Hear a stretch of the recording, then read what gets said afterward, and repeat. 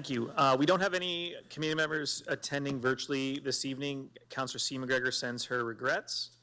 Are there any disclosures of pecuniary interest? Seeing none, so just want to welcome everyone here this evening and thank the community for their input over the community budget sessions, as well as emails through CK Let's Talk and throughout the budget process. And also want to thank EMT and administrative staff, especially the budget team, for their work over the past number of months, working on a budget under the direction of the mayor. Looking forward to the discussion this evening and maybe tomorrow. Just to give you an idea of the agenda for tonight, we're going to go through some new information next, followed by deputations, and then we'll discuss the capital budget, the dust suppressant level service information report, then we'll move to the operating budget. We'll have a short break, and then we'll move to closed session and continue with the operating budget after that, time permitting. So with that, I will turn it over to Steve for presentation of new information.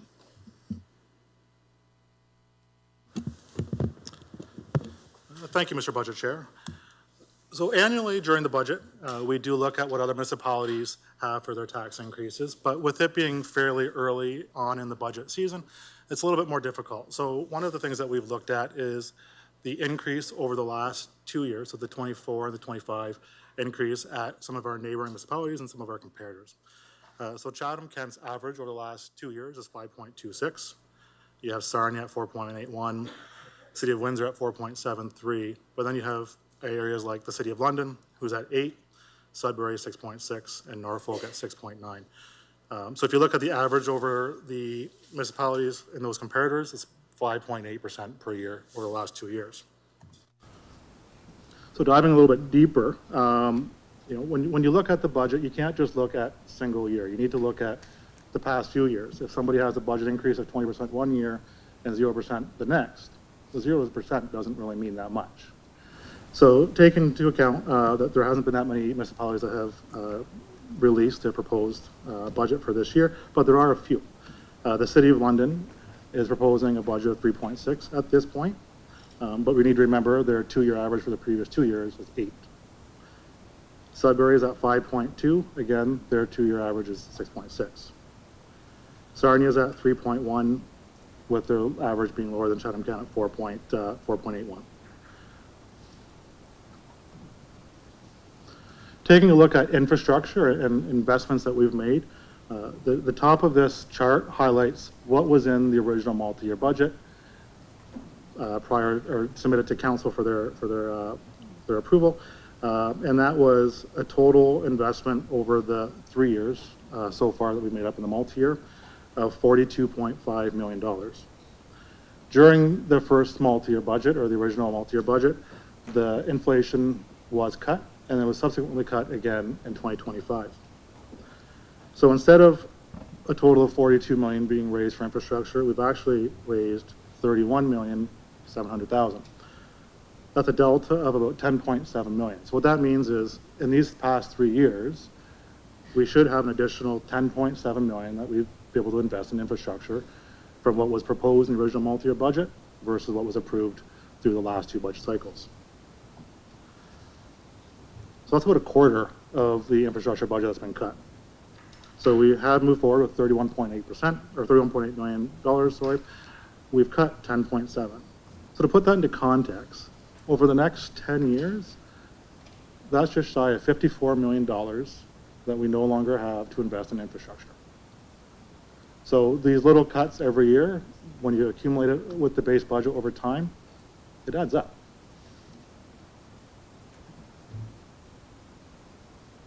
Over for deputations. Thank you. The next item we'll move on to our deputations. I believe we have 2 deputations in person this evening. Thank you, Mr. Chair. The first, we received 4 deputations this evening. 2 are emailed only, and council received them shortly after 12 noon today.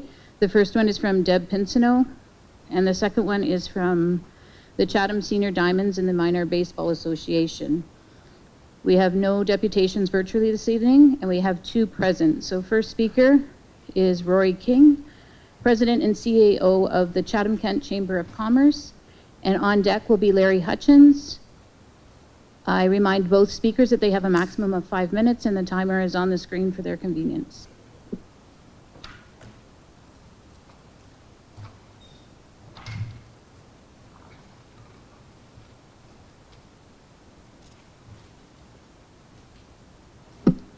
There we go. Great. Thank you, Mayor and members of Council. I will be reading from some prepared notes that I've provided with you today, with also some backup briefing notes. Thank you for the opportunity today, and I'd like to frame my remarks around one simple idea. Every major financial decision you make now is at its core a competitive growth decision. And we can see very appropriate the update, which feeds really quite nicely into the comments I'm about to make.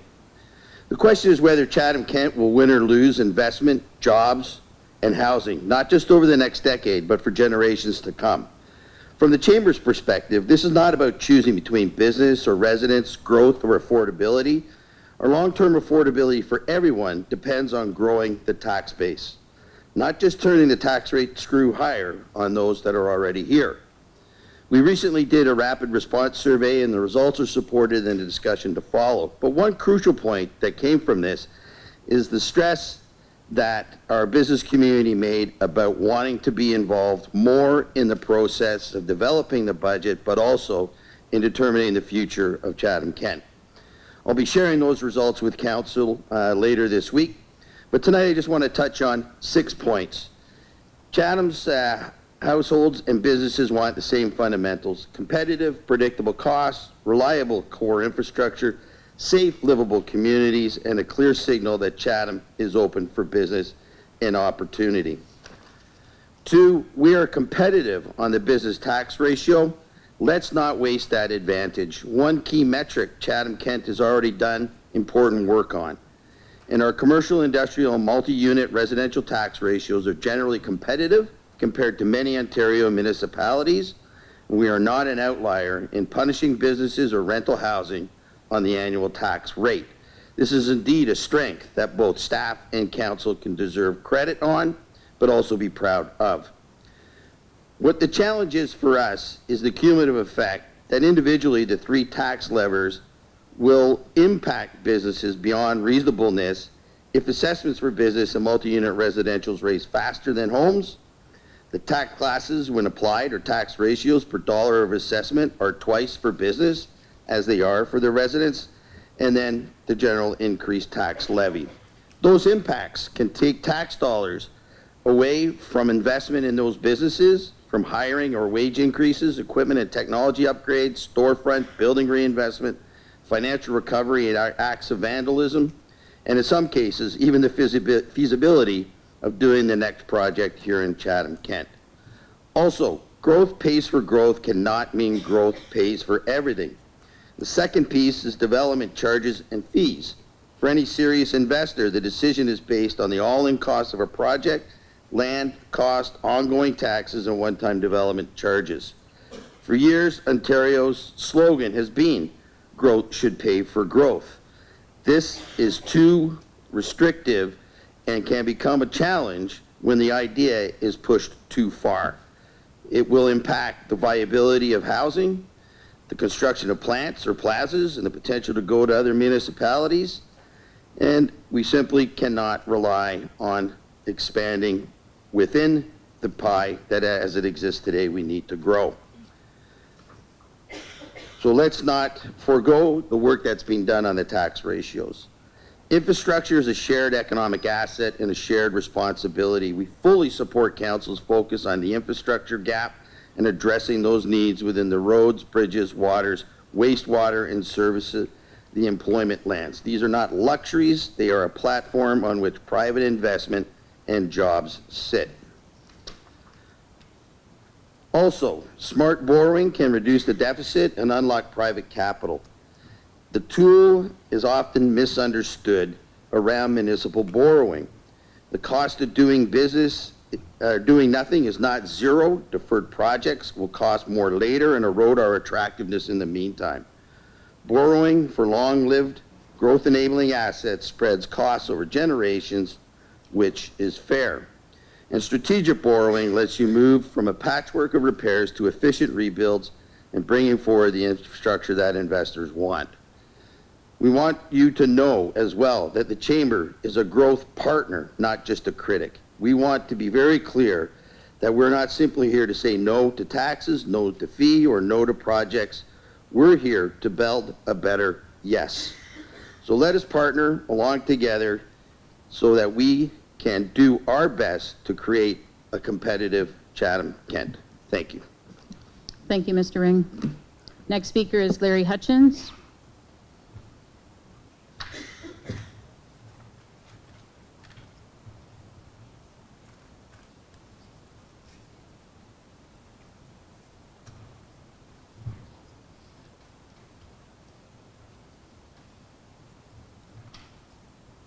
Thank you, Mr. Chair.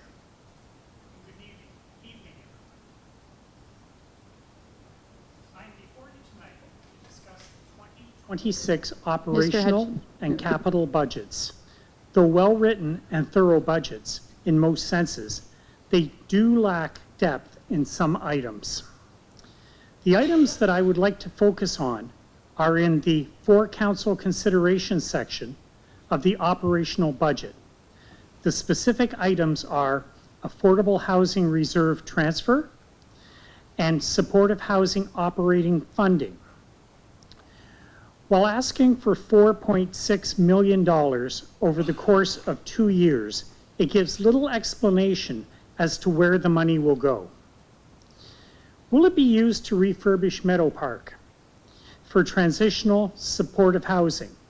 This would be better suited as a capital budget item.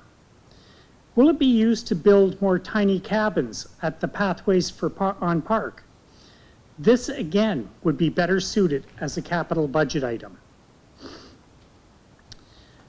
Will it be used for architectural designs and engineering reports? This again would be better suited as a capital budget item. Will it be used for addiction counseling? This is a provincial responsibility and they should fund it. Will it be used for harm reduction expenses? This would create a difficult public debate. Will it be used to fund workers from and services provided by community agencies? Again, this would create a greater public debate. This funding, though a large amount, may be necessary for dealing with the homelessness problem in Chatham-Kent. What I am asking of the committee is a more in-depth understanding of where the funds are going. How will it combat the addiction problem? How will it create more housing? When will this housing be available?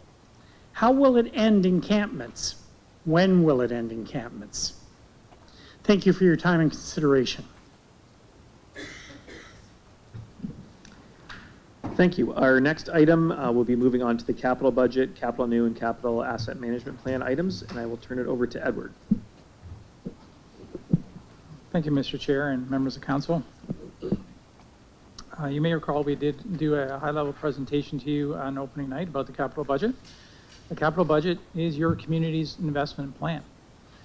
The capital budget focuses on maintaining what we have, making sure we repair and replace our existing infrastructure to meet our current standards.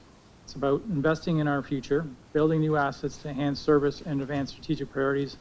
And it's also about adapting to change, making sure we prepare for climate change impacts and community challenges. It's about making smart investments today to ensure we have a thriving community tomorrow.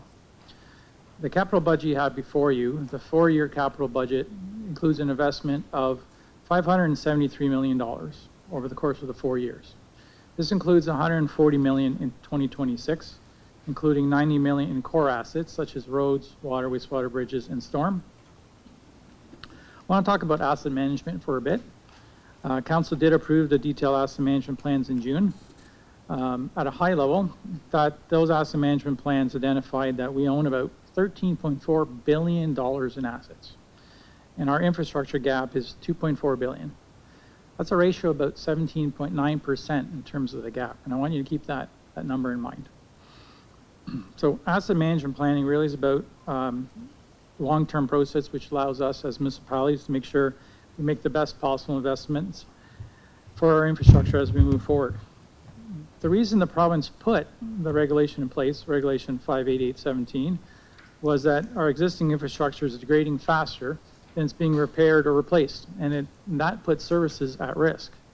One of the key drivers of the regulation is to ensure that all municipalities are actively managing finances to achieve financial sustainability when it comes to infrastructure. And that's a theme you've heard tonight. We talked about earlier some of the budget implications of decisions we made over the last number of years. So how are we doing at Chatham-Kent from an infrastructure financial sustainability perspective? You've had financial staff refer to the BMA study in comparison, showing us in comparison to other municipalities in the past on a number of key metrics. And I do actually want to point out one other metric that's in that study. It's the asset consumption ratio. What is that? It's a ratio that shows the value of the capital assets that you have and how they've been used up. The ratio really is used to highlight the aged condition of the assets we own and the potential asset replacement needs.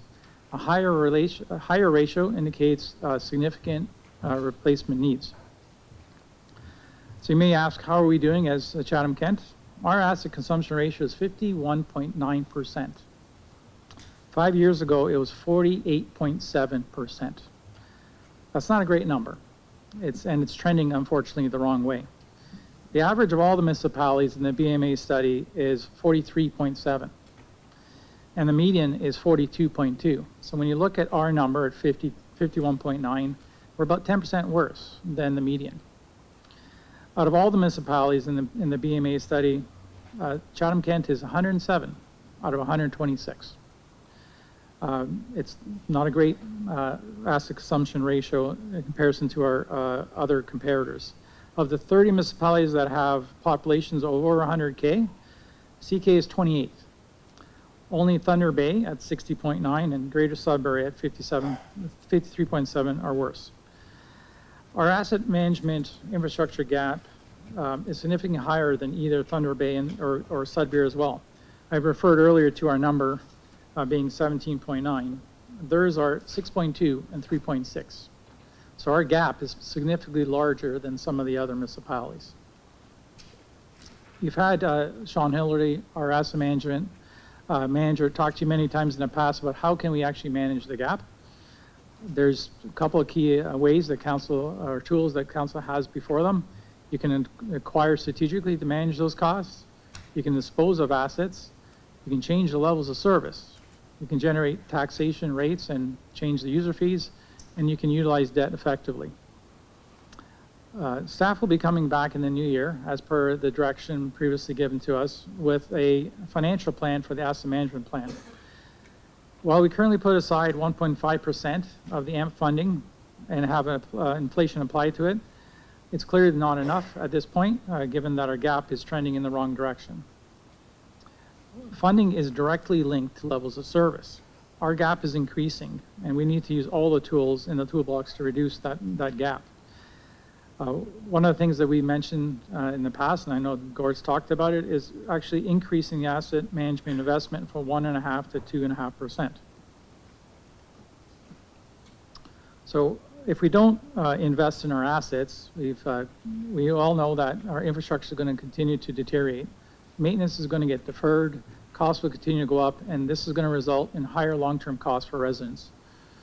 Not investing at the right time, or not investing at the appropriate levels, will lead to future higher tax increases later on and potentially lower levels of service than we currently have today.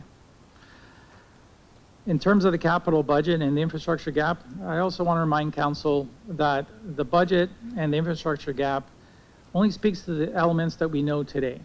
We still have the Parks and Rec Master Plan that's going to be coming before you shortly. It also doesn't include projects that will potentially come to you through the Mobility Master Plan or Stormwater Master Plans that we have planned for Blenheim, Wheatley, and Ridgetown. All these initiatives are going to require new and more life cycle AMP funding than is currently forecast. So at this point, I'll refer to the Budget Chair for any questions related to the capital budget. Any questions related to the capital budget? So there's lots of items in that section. We won't go line for line through. I'll go to Councillor Scotchy. Thank you, Budget Chair. Just a quick question to Mr. Quinn. I know it's kind of, we haven't went through that process yet, but I guess what point in the next budget will we start talking about the potential for debentures in that? I know we're starting to a little bit, but I guess the challenging part that I'm having is hearing those conversations, but also recognizing we have had some conversations about potential debentures just to see kind of where we're going to, just give us a better idea of where we're going to stand if we had those facts and numbers in front of us already.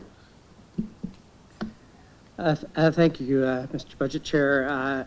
Yeah, this long-term financial plan and discussions that are coming in the spring is where we're going to all put it together with you to really give council a much better details of the plans that we've been working on as a EMT group and projects where we think it's headed, but let's put it all together in a long-term financial plan. But we have started already. For example, in this multi-year budget, and actually there's an approval report coming soon to council, but like an example would be the radio systems upgrade where we're taking that over $10 million cost and spreading the cost over a decade with some internal debt. We were looking at doing that with the Pathways to Park Cabin project as well. We had planned on a 15-year debt for that. Luckily, and greatly appreciated, the federal government came through with some funding a couple weeks ago, and we now were able to lower the tax ask by having that cost there. You know, overall, council's made the direction, not councils of the past and continuing into this council have made the direction of pay as you go on replacing an asset with the exact same asset. So, example, a 75-year-old bridge over concession 1 with the exact, you know, it's just replacing the asset. So it doesn't make sense when we have 800 bridges and thousands of kilometers of roads to borrow for just replacing or resurfacing what you have, because you'll never get out of that spiral. But for new things that are required either due to growth or just higher levels of service provided, that's exactly when you do look at debt. We did it in 2004 for Riverview Gardens when we borrowed $40 million and now have that totally paid off. We did it for the Bradley Center, which was a new convention center in 2013, which is 2/3 paid off now. And there are, in these master plans, several things that are coming up, whether the decisions will be made by this council or next council, with that are perfect match for debt, and that would be things that are in the recreation master plan for particularly the large ticket items, a new sports and recreation center, for example. The fire master plan, we were looking at debt for fire station number 1 replacement, and then of course in housing builds, as you know, there's lots of design work on the go for several spots, including the Meadow U long-term care home conversion. That will be a key component to that. So council very soon is going to be asked, like it may not be this council, but it'll be early in the term of the next council, is going to be asked to borrow a significant amount of money on the municipal side. Thanks, Gord. The only reason why I wanted to highlight that is just because some of the comments in regards to, I do recognize we're challenged in some infrastructure areas. There's also a lot of municipalities that do have a lot higher debt threshold than we do as well. So, you know, once we start looking at that and start improving those areas, I recognize the money is only going to be utilized for new builds, but a lot of the stuff in the recreational master plan, to my knowledge, is likely going to be new builds as well, right? So, thank you.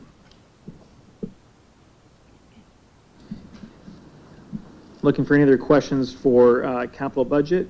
Just a reminder, a motion would be required to amend any of the recommendations that are here in the capital budget. Councillor Finn?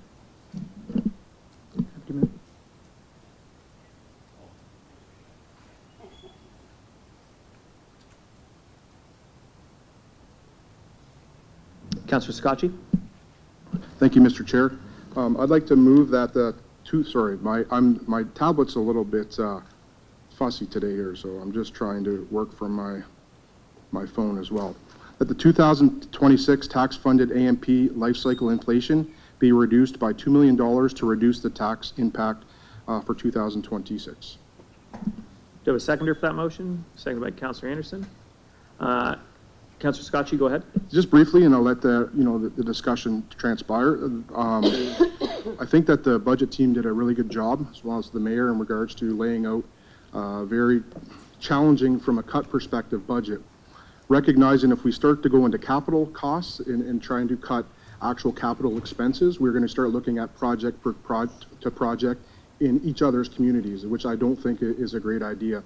I also don't think that, we really want to go down the path of utilizing reserves, and I don't really see a lot of any other areas that we could actually remove quite a bit of money from the budget without really impacting our infrastructure. I know we just heard Edward's, Mr. Soldo's conversations in regards to infrastructure. I know that this isn't optimal by all means, but I think that this is something that we do have to look at, given the gravity of the challenges between the provincial OSIP funding cap, as well as the challenges of us trying to come up with a palatable tax rate for our community, and not really going into any of the actual capital projects. Thank you.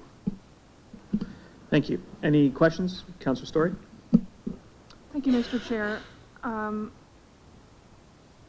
I appreciate the need and the desire to lower the tax impact this year. I am concerned, based on what we just heard from Mr. Soldo and the budget team, that we're third worst in the province with our asset management already. And I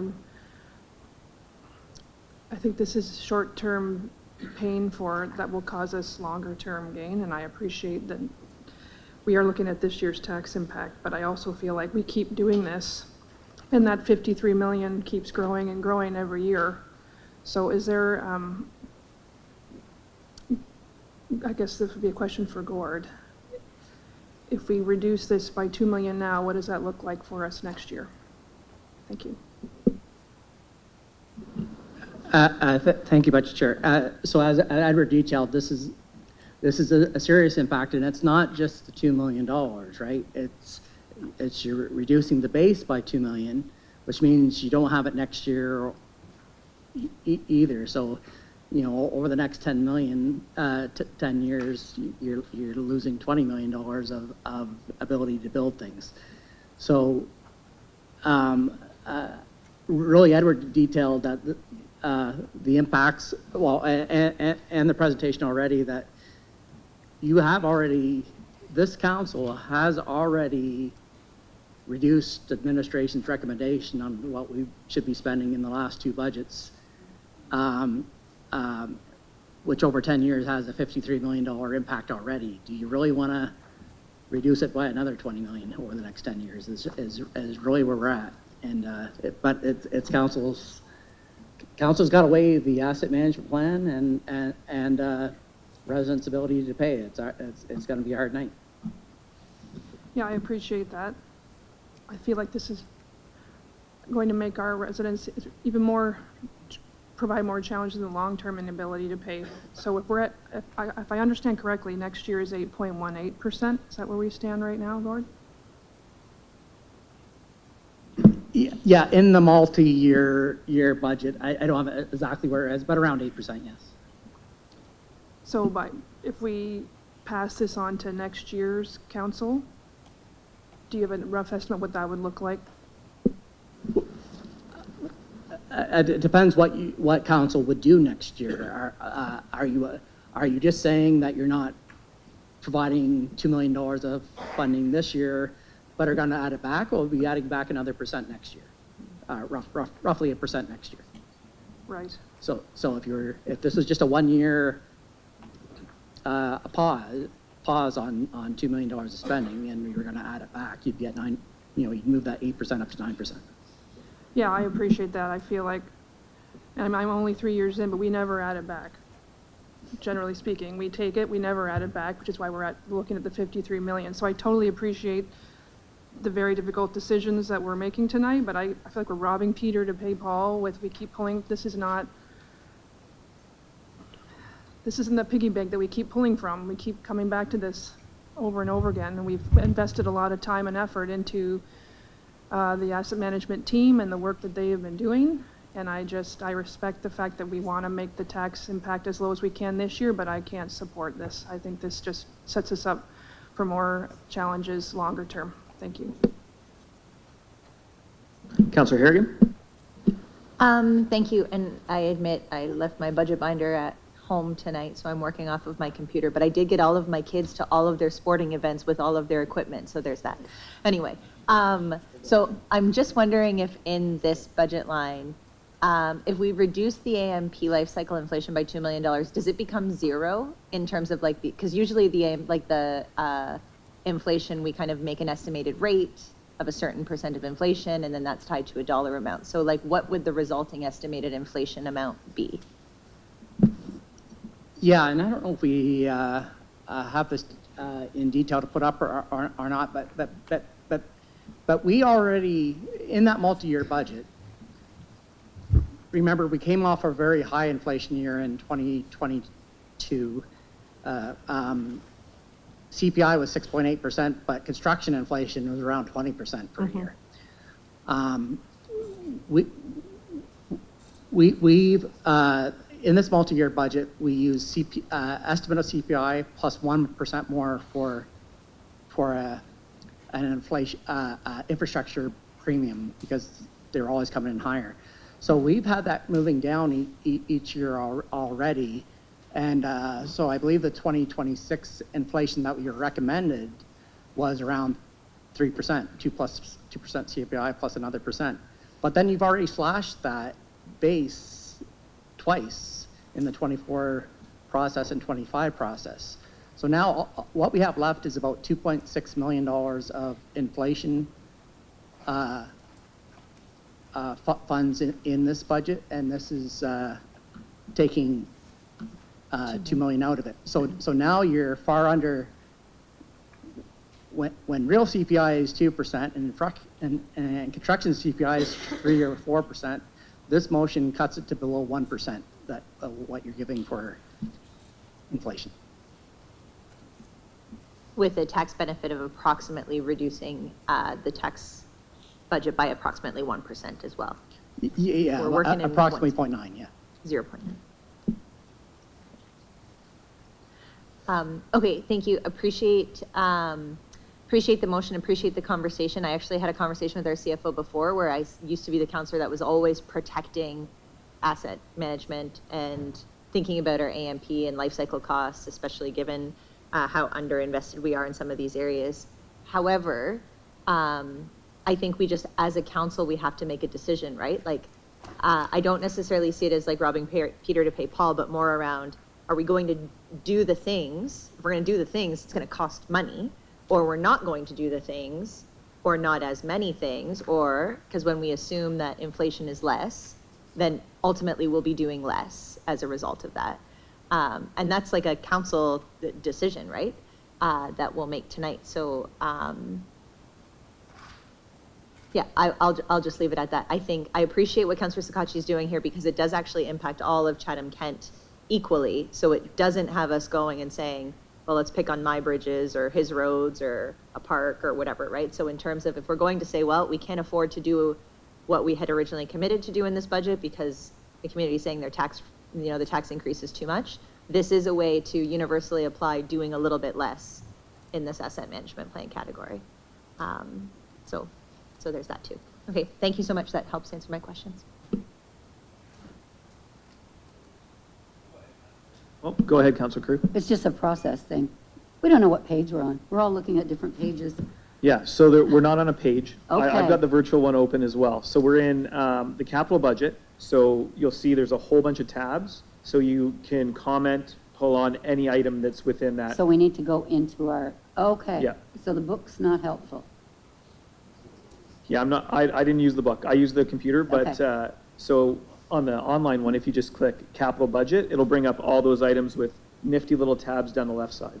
Okay, thank you. Yeah. That'll help.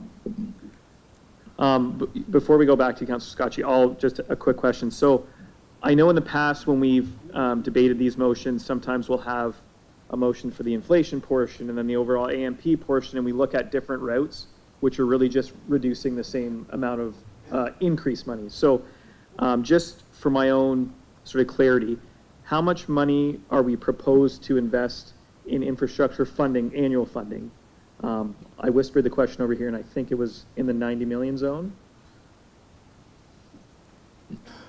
Thank you, Mr. Budget Chair. So in 2026, we're proposing, if this was adopted, the budget as is, we're putting roughly 90.4 million towards life cycle reserves. And then from that, we are projecting, I think it was about 140 million, I can't remember, 140 million being spent as well. So we're already spending more than we're actually putting into those reserves. Yeah. So Councillor Scotchy's motion is moving that 90.4 million to 88.4 million. Is that correct? And that's still more than it would have been last year. So we put in something like 85 last year. That'd be correct. Yeah. So I think I understand the challenge for sure. And I'm just trying to bring some context to the motion around. Sometimes we see a lot of motions that are effectively doing the same thing. So if we think about it as one big pot of money going in, there's a bunch of different ways we rearrange it.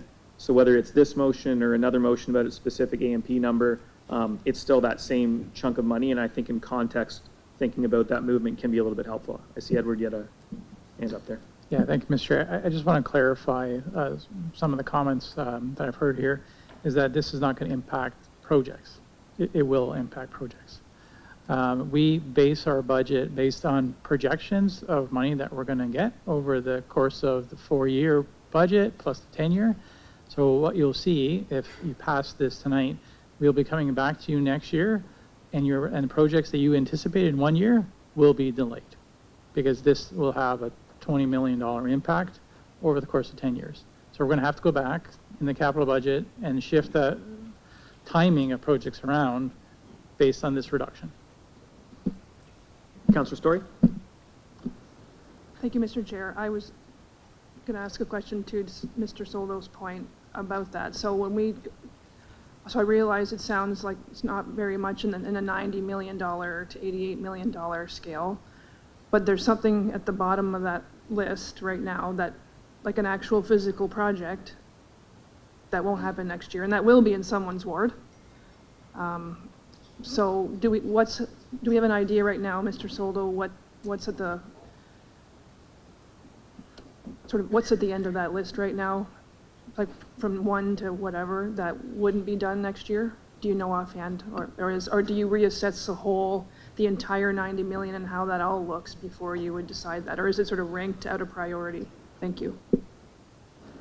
Thank you to the budget chair, to Councillor. Excellent question. I would say to you that for next year, 2 million doesn't sound like a lot, and it will probably go back and pick some low-hanging fruit. It will be 20% less roads that we're going to do. But over the course of a 10-year budget, it will be a lot. It'll be 20 million. It'll mean some major project will not occur in that time frame. And then in the back end, it won't be in the budget at all, right? So we'll adjust. In the short term, we'll find a way to spend that much less money next year. But over the course of time, that, as Gord said, that accumulates. It's 2 million next year, but it's 4 million, right? When you add it all up, it's 20 million in total, and we've already reduced through this budget 53 million. So you're looking at, $73 million less than we had anticipated when we started the 4-year budget process. Thank you. And just to follow up to that, apologies if I'm not wording it correctly, but I know in some of the reports from Sean that have come to council where there has been a description of the provincial legislation that it requires us to spend certain amounts on our asset management plan and to make sure that we're in a reasonable framework for what we're spending that on and that we aren't getting too far into the hole. Would this impact that approach that we're taking, that the legislated provincial requirement that we need to be taking, that all municipalities in Ontario need to be taking? Thank you.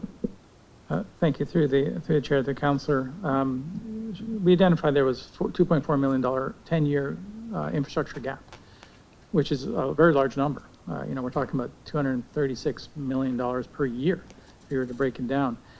And, we're talking about 53 million less than we had at the beginning. And now we're adding another 20 million more to this gap as we go.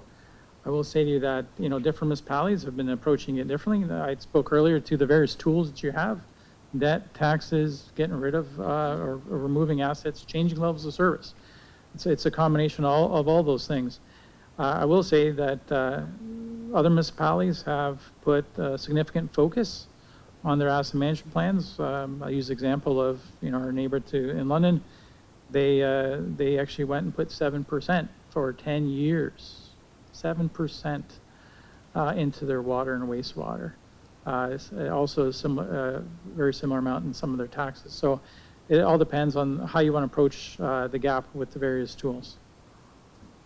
Thank you. And I fully respect Councillor Sakachi's efforts to bring this down. I don't disagree with that at all. I just worry that, this approach does make it challenging in the long term. Thank you. I just wanted to add, you mentioned, is the province watching us sort of on our asset management plan? And yes, they are more closer than ever. And I totally get there's the other side of the story that on OSIF, well, why don't they lift the cap to help us here? But Edward mentioned the asset consumption ratio. So we're now on a watch list of the province because we're at that 53% that Edward mentioned. So in our year-end financial return filing, and we get comments back of, they have a series of measures that they look at and say, are we at risk? We're at risk now at our asset consumption ratio, and there's not that many across the province that are in that risk category. So they are watching, and they are calling us on it. Pardon me, Mr. Chair, could I follow up to that? So that doesn't sound ideal. What does that mean? Are they going to do something to us? Like, how does that, when we're on a watch list, does that just mean they are saying we see that you're in the yellow caution zone, what have you, versus the red or the green zone? I'm not sure the best way to describe it, I apologize. Or is there any consequences of that watch list? Thank you. Yeah, it's hard to say. Like it means that they send me an email alerting us that on it and ask for me to respond to it, which I do, and emphasize that we have an asset management plan, all the updates we were doing this year to it, which pointed to a larger gap than what we had previously had. And they want to see that council sticking to the plan. Your asset management plan approval for the last quite a few years has been to set aside 1.5% new taxes for asset management plan and to fund inflation, to not fall back, and moving less than 1% on inflation when it's going to cost us 3 to 5% inflation on paving roads or building a building or any of the construction projects that we do. You're not doing what you said you would when you passed the asset management plan directions in the past, and like we have already indicated in Sean's reports, we're recommending next term that you move to 2.5% plus inflation to try to close that $236 million annual gap. Pushing it off to the future, we've already discussed with council that it's going to get the tax increases to fund asset management plan are going to get worse. And hopefully we get help from upper levels of government, but 2.7% of this current tax ask is going to assets. Councilor McGrail. Thank you, through you, Chair. So I just want to understand this correctly. So are we compensating for that $10 million cap through this right now? Is that what we're trying to do also? We're getting no help from upper levels, right? Okay. And when I said, and it's not absolute, no, we got 3.7 million for cabins, we got we got 10 million through the half funding over multiple years. That's to try to help with the housing situation. But we need some big wins, either on application based, when other applications come, or what would be the best solution is the OSIF issue, when it's under their own calculations that we should be getting 29.3 million and capping us at 10. Sure. So my next question is, and tell me if I'm way off base here, but we are, and it's continuing to decline, and our percentage is going up where it should be going down. Can we not declare like some kind of state of emergency, saying, hey, look at, we're at this point, we can only do so much within our tax base. We need help. Is there anything available that way?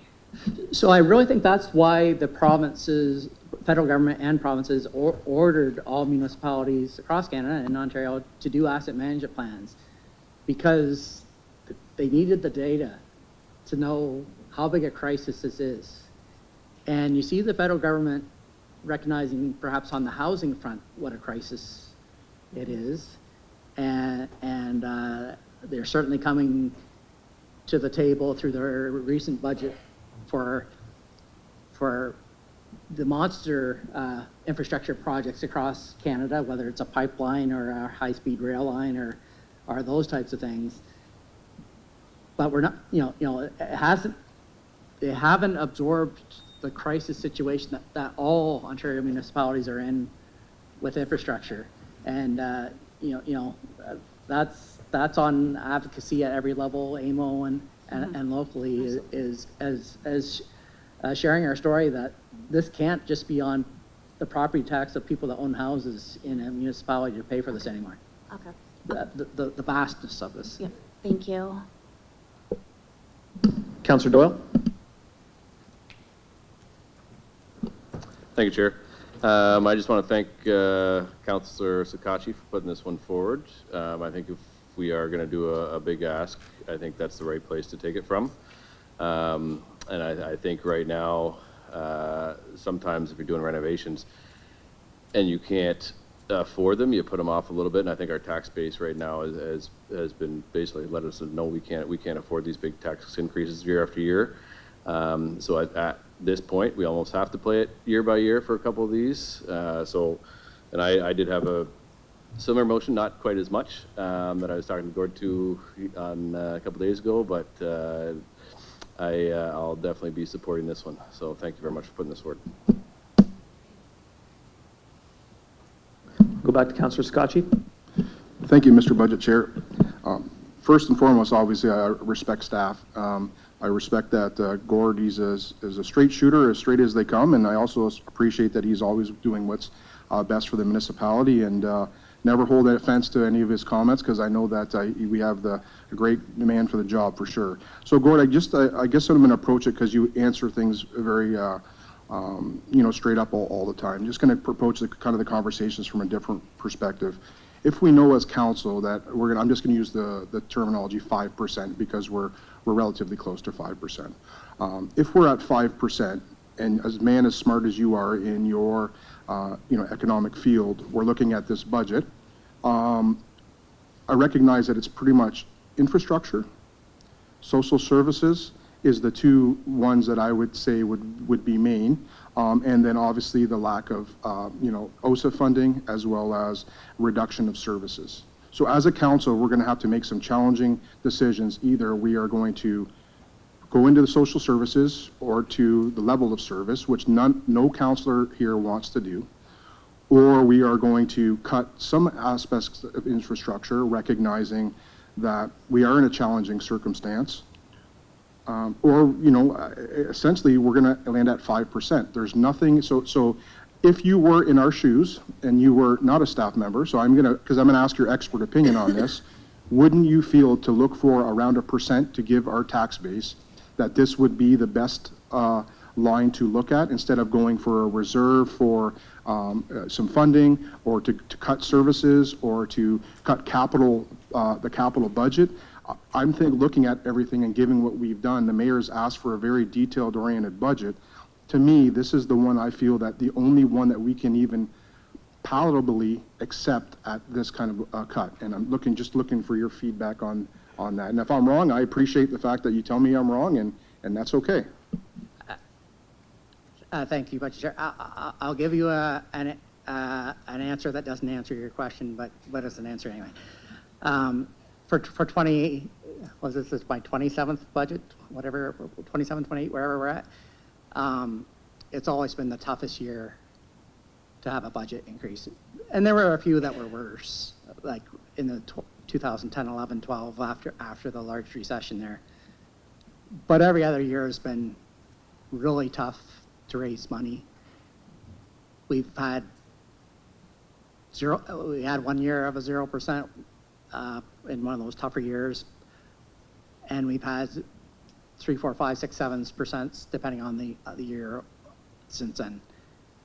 If you, as an economist, if you look at as a percentage of household income in Chatham-Kent, property taxes have always, in this entire time, remained between 3.5% and 4% of family income.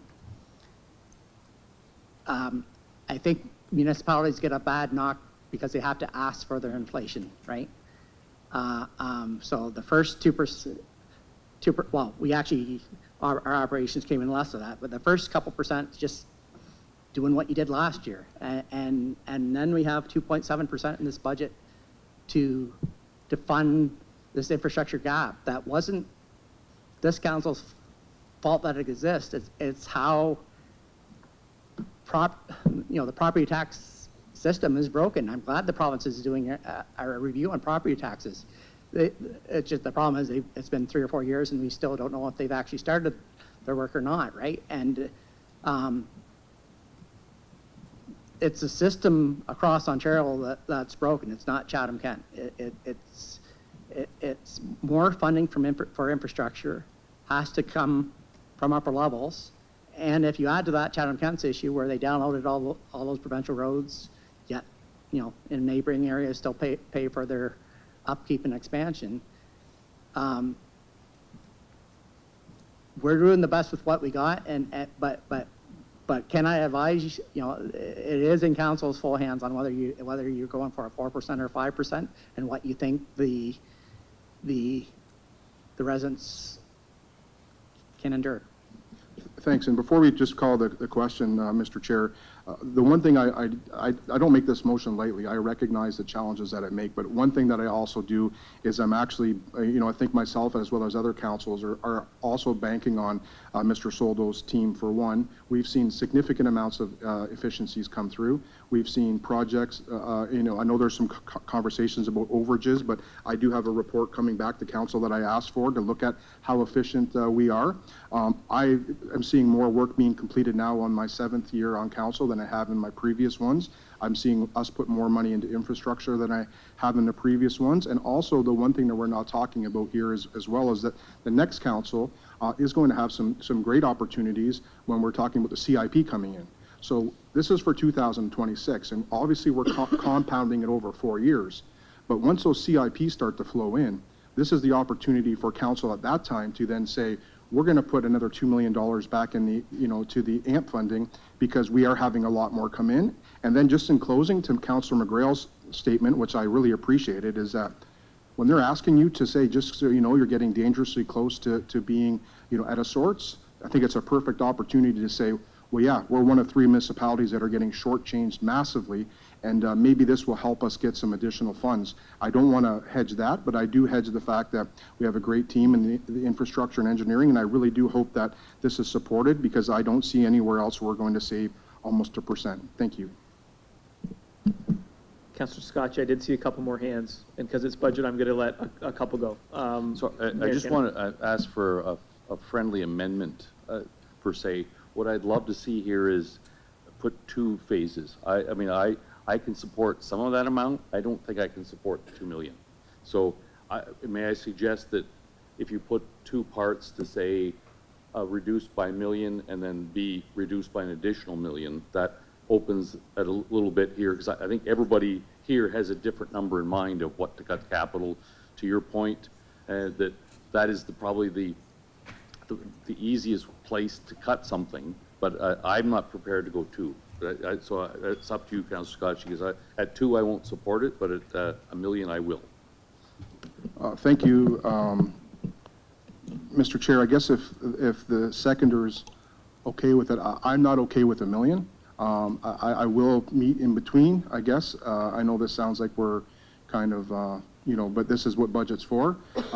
I think that 1.5 gets us to a little bit more, and it still leaves another 500,000 in there. If that's an opportunity for it to at least pass and still leaves an extra $500,000 in, I'm much more comfortable at least trying that number first, if that's something that the seconder is okay with for now.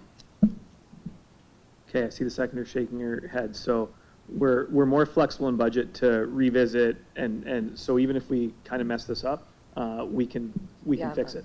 Well, we can always go back, right, Exactly. Mr. Chair? So I don't know if it's going to pass at 2 million, but I would like to at least go for 1.5, and if we have to revisit it, then we can go from there. So yeah, so if you want to modify it, we'll go to 1.5. Please. And then as a reminder, if that fails, someone can bring back a motion at a million or 823,000, whatever the number happens to be. Well, and the reason why is because 1 million is only going to give us, it's essentially going to be like 0.48%. Is that correct? And is that?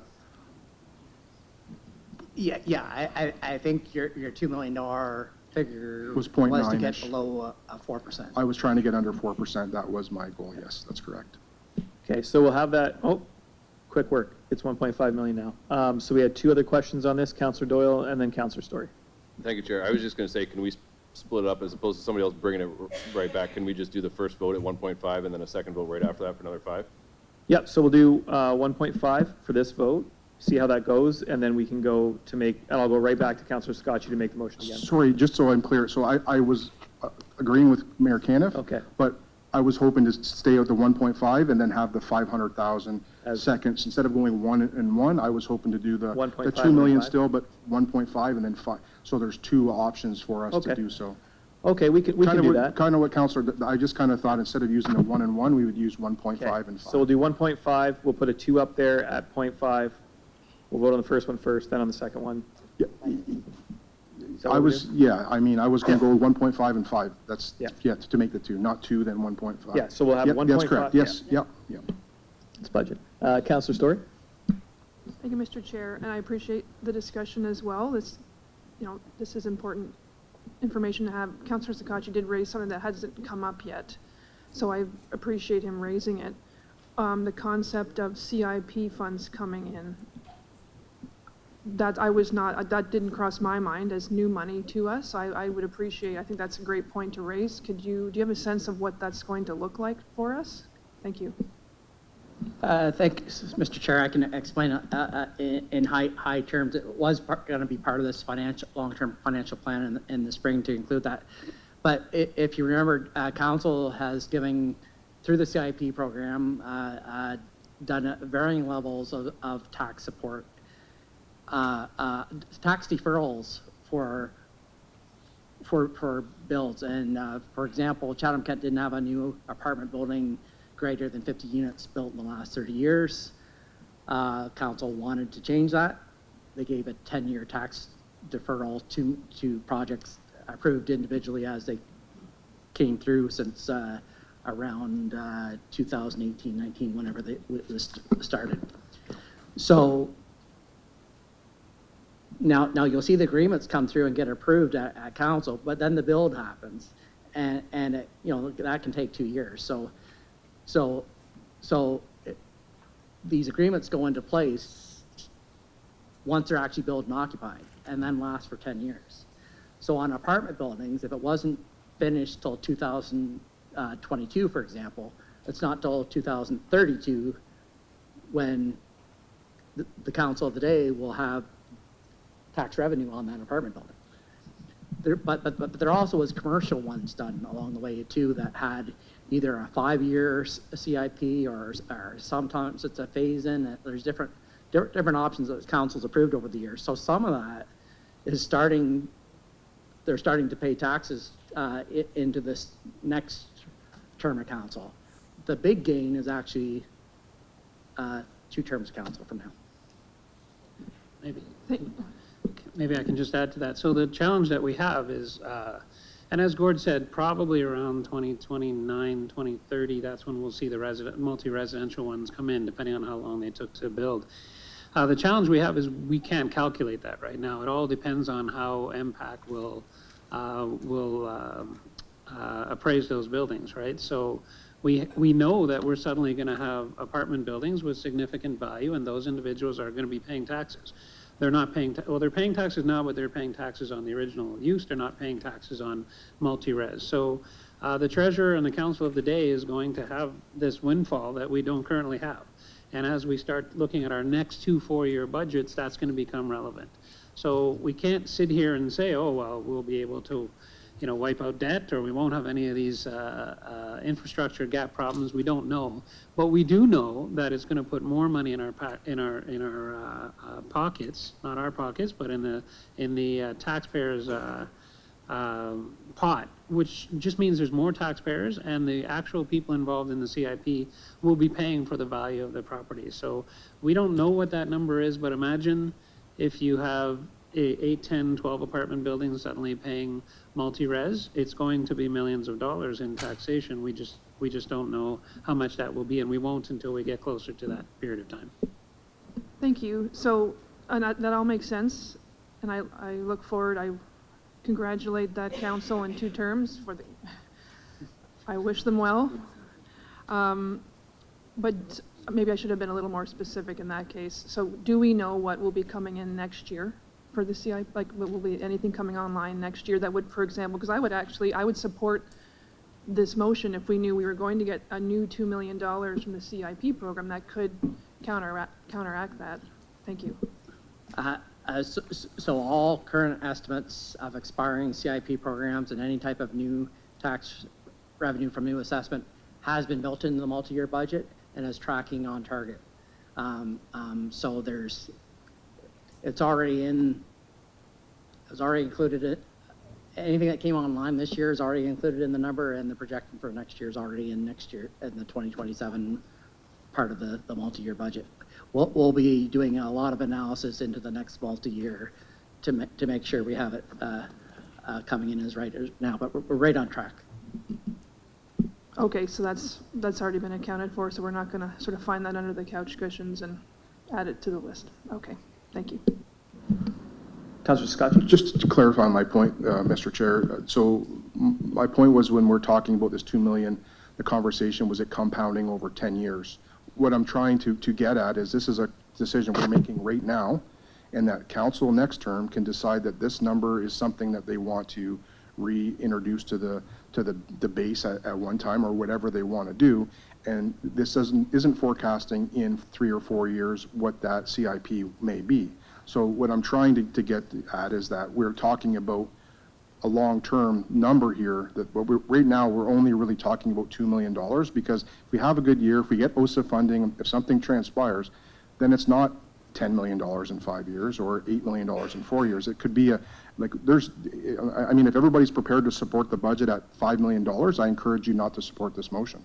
I just don't see the people around this table going to support a 5% budget, because there's still things that might be put back in the budget. So this is just trying to, I guess since I spoke 3 times, I'll just call the question, if that's okay, Mr. Chair. Works for me. So we will vote on separately. We'll vote on number 1 first and then number 2. So I will call the vote on item number 1. That's the $1.5 million to reduce tax impact from the EMP life cycle inflation.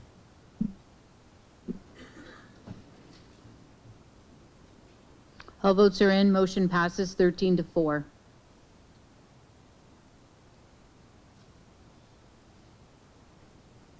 Okay, and then we'll move to number 2.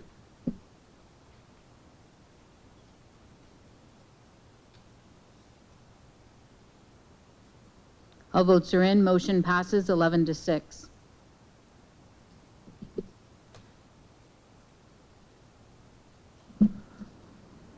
Okay. Any other motions or items of interest from the capital budget? I'll give people a moment to go through the lengthy bookmarks to the left of your documents.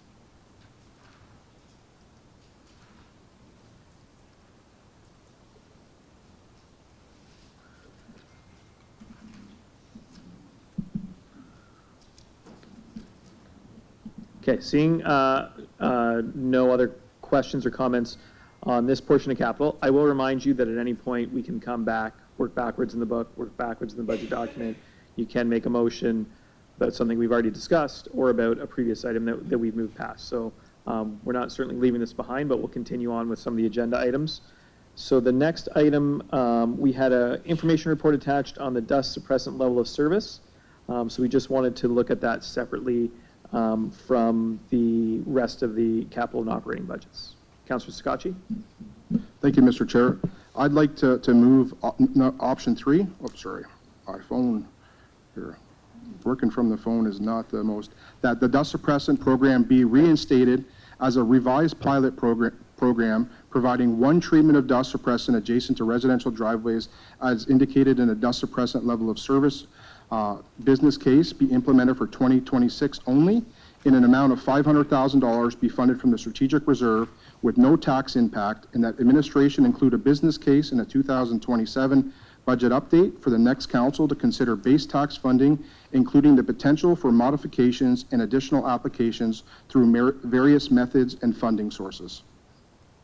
Do I have a seconder? Councillor Anderson? Councillor Scotchy, go ahead.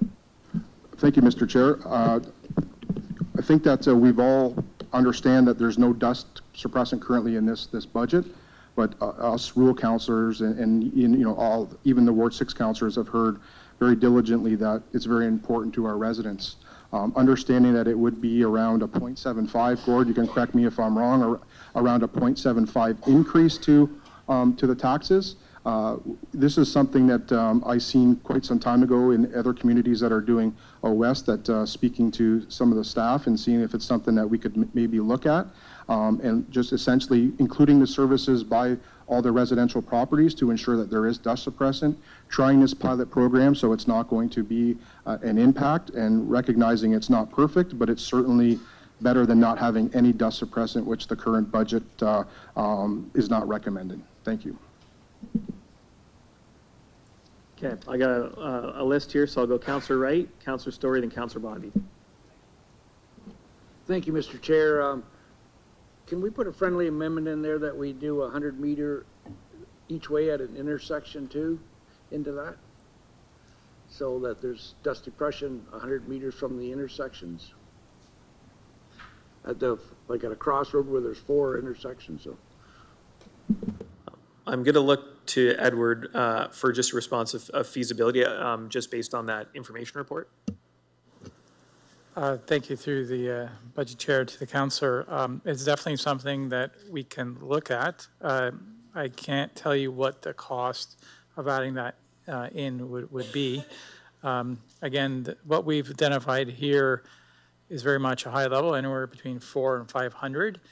If it's council's desire, we can put that level of service in, but I would say it's probably going to be at least 10% higher, given all the intersections that we've been doing at that point. So if you give us enough leeway to come back to you within a certain number, the 500,000 is a guess, you know, based on an educated guess, but it could be higher. So either way, it's going to come to council through report, because we'll have to tender it. So we can maybe put in the tender, here's the level of service as per the recommendation here, and maybe ask for what is that additional for those intersections for council's consideration when we come back to you. Okay. So I'm not 100% sure of the wording that would go in there. Councillor Scotch, did you want to change it to 550 and include options in the tender for intersection application? Yeah, I think that I'm willing to accept that amendment. I do think it's really important that we do look at the dust suppressant and different ways to do it. I do not want to cut it, but then I also understand that'd be a reactive approach to add another 0.75 after we just, so doing it this way, and also Edward's team has been, like I said, very good at looking at different aspects. So this gives them an opportunity to see if there's any types of additional applications that could be done, maybe from like a community standpoint, or if they want to apply for more and develop maybe a program that might be beneficial, and maybe over time, we can still offer a service, and it's going to, also reduce the impact this year, and doing it strategically and as a pilot program will make it a one-time expense. And I really hope that council supports it, because dust suppressant is very important to our rural residents. And this does give us 1 year for Edward and his team to look at different things that could be more cost effective. Thank you. Okay, so I hear that's a friendly amendment. So my suggestion was the number will be 550, and that we include after adjacent to residential driveways as indicated, as well as at intersections. Would that be sufficient for direction? Gord's shaking his head. That's good enough for me. So we'll get that change up there. Did we have other comments? Oh, sorry. I had Councillor Story next, Councillor Bondi, then Councillor Jubenville. Thank you, Mr. Chair, and I appreciate the opportunity to review this. I know we talked about this at length this year, and we wanted it to come back to budget. I think I have a few concerns. It's not against the fact that we need dust suppressant, but it's more of the fact that I'm not sure that the communities had any time to provide their feedback on this. This was a topic of a fair bit of public interest, and I know maybe first is a procedural question before I get to the more specific questions, but is there any opportunity to discuss this at a later date with a little more time for staff to come up with some more concrete numbers, and the rural community providing their feedback to us on this? Yeah, so it wouldn't be, Yeah, how does that work? a motion could be made at council for, say, an information report on community engagement around dust suppressant or something of similar nature. So through the budget process, we could do the funding portion consistent with this motion from Councillor Sakachi. If it was related to, say, we wanted a report on additional options or updates to the program, or a report back on challenges or success or failures of the pilot program, someone could make that motion at like a council meeting, and then if it was passed there, that would direct administration to produce that report or do that work. Okay, so if we approve this tonight, this would be included in the tax levy as written? So this is one-time funded, so this wouldn't have a tax impact for this year. And then I think Councillor Sakachi's strategy is then to have it evaluated, and it could become a base budget item in the next budget cycle. And then that would have a tax impact. Okay. When would we replace that in the strategic reserve? Thank you. So on the reserve tab in the budget, the strategic reserve was projected to be at the end of 2027. And remember, this is what strategic reserve is what council uses for some one-off things throughout the time. So it was projected to be at just at $2,550,000 at the end of 2027. So now you've reduced that ability to deal with things that come up through the next 2 years down to 1.9 million. Okay. So just that does mean you're going to do something. It's not as if any reserve money is free money, right? It means you're going to do less of something else. What that is, perhaps not determined yet. Right. And I appreciate that. Thanks, Gord. I think where I get a little uneasy is that, and I completely understand where Mr. Soldo and his team are coming from. They haven't had a chance to cost all this out yet, so that this is their best educated guess. But everything else we're looking at, I'm a little leery of approving things as an educated guess at this point. It would still have to come back through the tender process, and then we'd have to approve whatever price came back in tender. So it's just Councillor Sakatchi making I think, a level of commitment that we're considering this amount of money from a one-time reserve for a project. Now, it would have to come to tender, and a price would be developed that way, and we would still approve or not approve based on that tender price, right? So it wouldn't just be a go-ahead, spend this money if you can. That would still have to go through the regular procurement process. Okay, that's helpful. So we aren't necessarily spending this yet. We're just looking for a staff report to come back at some point in 2026? Thank you, through the Budget Chair. The way I interpret this is that we're going to go out and tender based on this level of service and then come back to council. And council will have the true cost of what that level of service will be. And at that point, you can decide if that's the level of service you want to provide or if you want to provide a different level of service. And I would anticipate that to come back fairly shortly in, I would say, like March or April, if we want to be putting dust suppressant down at the beginning of May. So it's more about direction to going out and tender and finalizing those costs, so for council's consideration. And when we go to tender, generally speaking, we need to follow through with that tender, right? Because I've heard that message at this horseshoe before, that if we're tendering something in good faith, we need to go ahead with it.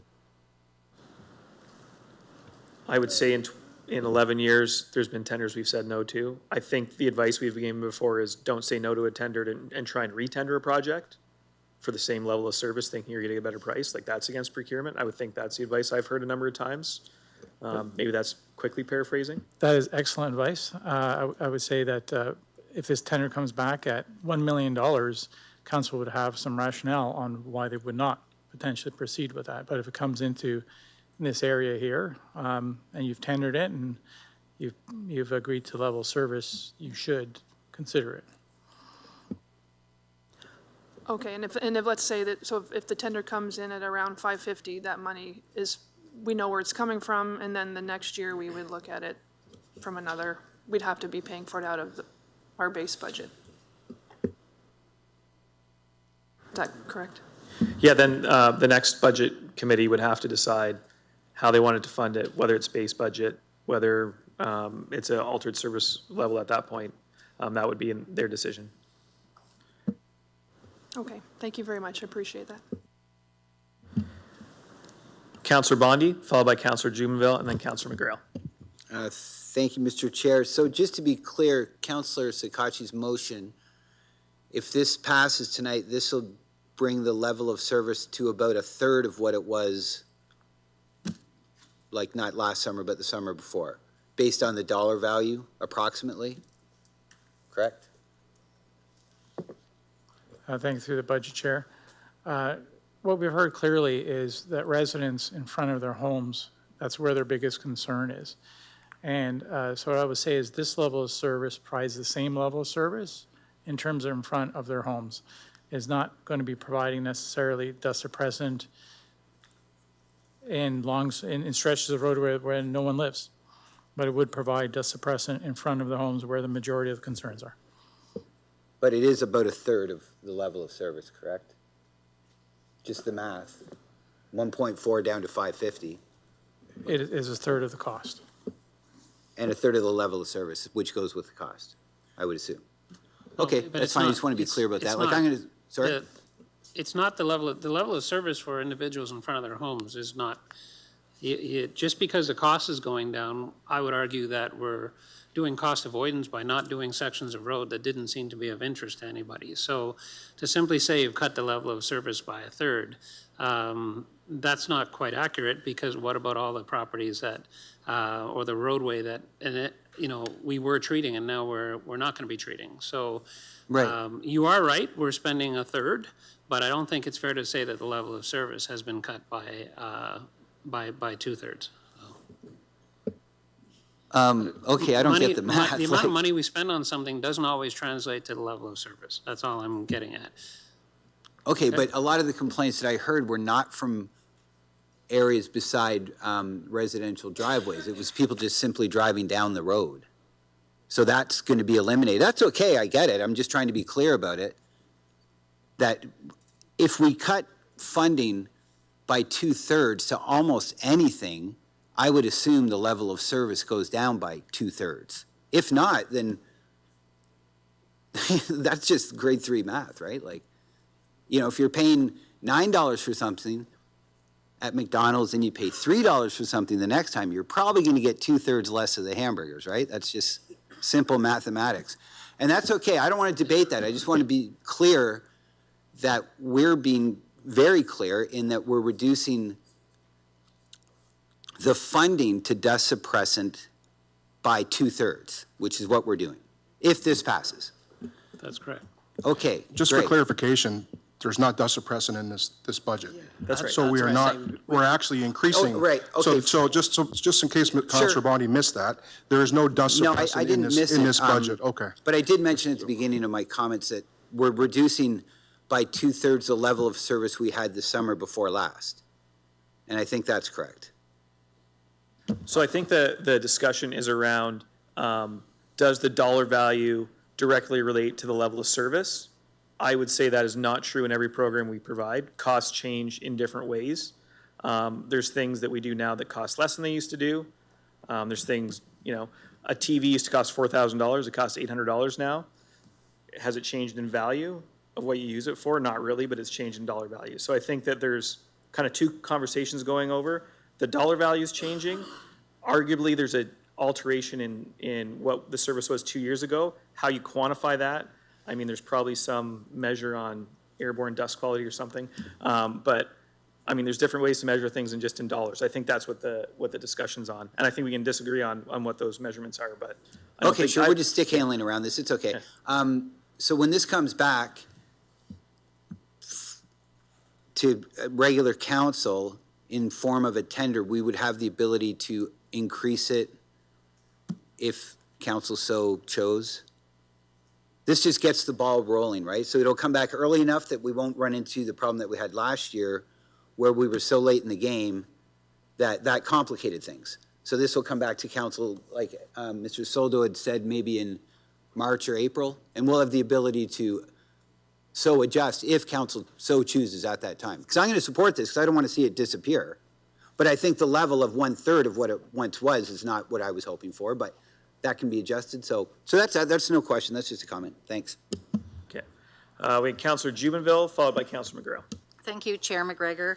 So just to tag on to Councillor Bondi. So I'm reading verbatim. If we went with option 2, which is to maintain the level of service, which we isn't currently in the budget, but it was in the year before, it says that we would have dust control per season. So am I safe to assume that's more than once when it says per season? And then when we go to option 3, it says we're only, like in here, we're only going to be getting it once. So I just know that I've heard from a plethora of rural residents, and I don't think that they'll be satisfied with this. So I think that they want the dust suppressant administered the same way that it was before council removed it.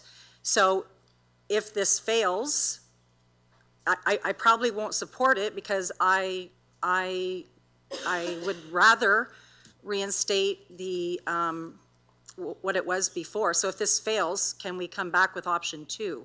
I guess is my question. Yeah, through budget, you can Okay. revisit anything. Even if So- it passed, you could come back with different so I options. probably won't support this because I know we are going to hear again from all of our rural residents. If we don't give them back what they had before, I know we're going to get bombarded again, and rightly so. I think they deserve the level of service that they've had for years, and I don't know why we want to remove it. So I won't support this, not because I don't support dust suppressant, but only because I would like them to have the level of service that they had before. Thank you. So, Mr. Vice Chair, just so I can clarify those comments, in either case, you're reading per season. It is one application. It's one application. It's not per season. We never did 3 times in a year for even the old standard. So the level of service, it's, in all of these, it is one application. Okay, so okay, I am reading, it does say per season, so perhaps that was a typo, but, so what is the difference then between option 2 and option 3? What would you say is the difference then? Between those two options? Yeah, between the, So they're all getting one application. okay. And one of the alternatives, it's in front of the homes and 100 meters on either side. And as per the motion amendment at the intersections. The other is that we apply it on every road, every square inch, even those areas that no one travels on. So like, and that's what we had before, is that what you're saying? That's correct. Okay. I just don't know how we determine what roads nobody drives on. I mean, I don't know. Okay, thank you. So we do have a speakers list, but Councillor Sakachi had, I think, a question of clarity. Just wanted to clarify in the bottom there, the reason why it was so important for me to say including potential for modifications and additional applications through various methods was because there was so many people in so many years that said one wasn't enough. So I'm trying to do as a pilot program, so it's not a tax implication, as well as looking at ways maybe we could look at doing things like people subscribing to something that they get more than one application, because I have heard that one, if you're getting it in May, it's not enough. So this isn't just essentially to reduce it. This is essentially to look at ways to improve it.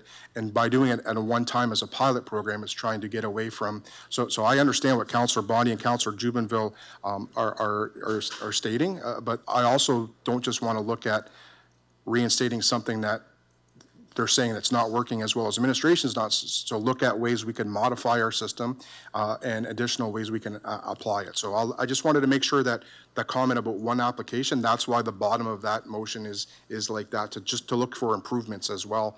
And in talking to the team, they're going to bring it back relatively early. So if we decide that it's something that we want to, maybe we can it's still a pilot program. Maybe it would be just looking at the reserve further, right? I just wanted to clarify that bottom part. Thanks. Thank you. Councillor McGrill. Thank you. Through you, Chair. I can't find it, but I need some refreshing. I think I read earlier today that there were between 200 and 300 comments. Is that right? Through 311? Yep. Is that right? Thank you, Mr. Budget Chair. I believe, I'm not. 1 to 300. 1 to 300. Yeah, 1 to 300 So- calls we received to 311 regarding complaints of dust. Okay, good. So there has been some feedback. So that's the biggest thing there I wanted. Can you recap? I know I'm putting you on the spot, Ryan. Was it in front of their houses mostly? Like, what were the issues, the biggest issues, I guess, that you heard from through the 311 process? Thank you for the question. I didn't read every single CRM that came in, but the ones that I had personal phone calls with, often they were with a home that's very close to a gravel road, and I can't have my birthday party outside, like that kind of concern around their home. Not to say that there wasn't complaints of all different sorts, agricultural complaints, but in front of houses was the biggest concern that I received. Okay, thank you. So I will be supporting this to start that process. I agree with that 100%. This is where we start, because if this goes, but number 2, if this doesn't go and then we go to number 2 and it doesn't go, then we have nowhere, right? We start nowhere. So I will be voting for this and taking it, but I would really love to see of those between those 1 and 300 phone calls, if we could, in a recap of the report when we bring it back, like what are the high level, that's all I'm looking for, complaints on the roads. And so then we can, make our decisions accordingly. Thank you. Councillor Anderson. Yeah, sorry, I just wanted to clarify. Option 3 does not have a tax impact. Option 2, what is the percent impact? Approximately 0.7% to fully implement it. And I do want to comment, though, there's no impact in 2026 because we're funding it from reserve. No, I appreciate that. But you're setting up expectations, and it's a pilot project. but the next council at the 2027 budget update is going to have to make a permanent decision on whether they're going to add to the 2027 taxes to put it back in base, and at what level. At the level of this pilot program, a higher level or a lower level, that will be the decision of that in 2027 budget update. Councillor Doyle? Thank you, Chair. So just quickly, and I think this is kind of already been said, so even if this passes, somebody can bring back option 2 right afterwards, correct? Yeah, okay. So I'll be supporting this one. I would support option 2 as well. I had multiple people, I'd say more so for sure in front of their houses, but definitely people that said, I know I got a lot of complaints about when it was really dusty on the one road, they were trying to pass, when the bus was going by and the kids on the bus, you had to slow down because you couldn't pass, like go the opposite direction of the bus because of how much dust there was. So it's definitely not always in front of the houses. I know that's the majority of it, but there's definitely complaints just on roads without houses as well. So that's why I would support option 2 as well. And then just in my opinion, we've taken something that used to be base funding last year, paid for it out of reserve. Again, we're about to do it this year, and it might go back in as base funding next year. To me, we've just used reserves to pay down taxes 2 years in a row. So that's I just want to say that point, because that's what it looks like to me. Even though it's a pilot project, it was base before and it could be base after. So, but regardless, I'll be supporting this. Thank you. Thank you. Before I go back to Councillor Scotchy, I do appreciate the motion, and I think when we're thinking about value and trying to do the most we can efficiently with dollars, if it is important in front of the houses and a pilot project like this works, for less than we administered the old project, we could do twice in front of houses. We could do 3 times in front of houses for what the old project cost, and that might be a much better level of service than we previously provide. So I think when we're thinking about value, if we're trying to figure out how to spend those dollars in a way that provides maximum service to those residents, doing a pilot program like this makes the most sense. Just going back to the old way that, you know, had its faults, and I lived in the country for 30 years. It was dusty in years there was dust suppressant down. If there's a better way to do this and more kids can have their birthday party outside in the front lawn because we can do it more often, I think that's a road to go down rather than just say, hey, we want to do something unchanging in perpetuity because we've always done it. I think looking for better ways to do something that can improve service levels is a good idea. So I think it's a good innovative motion and I'll support it. So with that, I will call the vote. Oh, sorry, I forgot to go back to Councillor Scotchy. Go ahead. Thank you, Mr. Chair. Just one quick comment.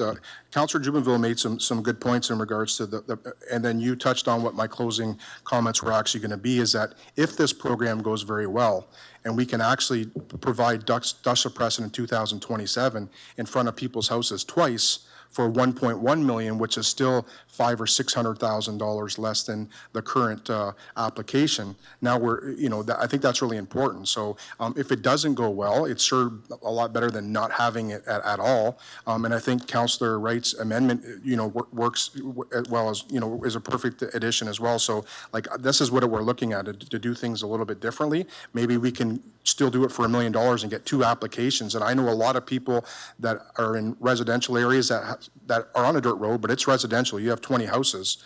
It's going to be significantly better for them if that's something that we can look at. And that's why the bottom was important. But I also know we have some roads that have 0 houses, like 0. And we're providing dust suppressant on those roads. So it'll come back, and if council wants to increase the through a tax variance, then we can do that. But at least this gets a service which is very important to our rural residents back in there. And if somebody wants to increase the taxes, not doing it one time, then that's something that we can look at as well. Councillor Story. Sorry, Mr. Chair. Is Councillor Wright's amendment in this? So we changed it At to 550, intersections? yep, and at intersections That's is just above that 550. That's where it was added in there. Right, and that wouldn't change the original number? Since We we're adding- changed it to 550. It was at 500. Then that's why that was changed? Yeah. Okay, thank you. Okay, with that, I will call the vote.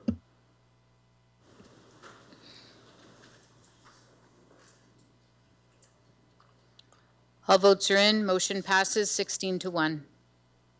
Okay, Just before we go to operating, can we get an update on where we are currently at? Thank you, Mr. Budget Chair. So with the changes that have been made so far, we are currently at 3.98%.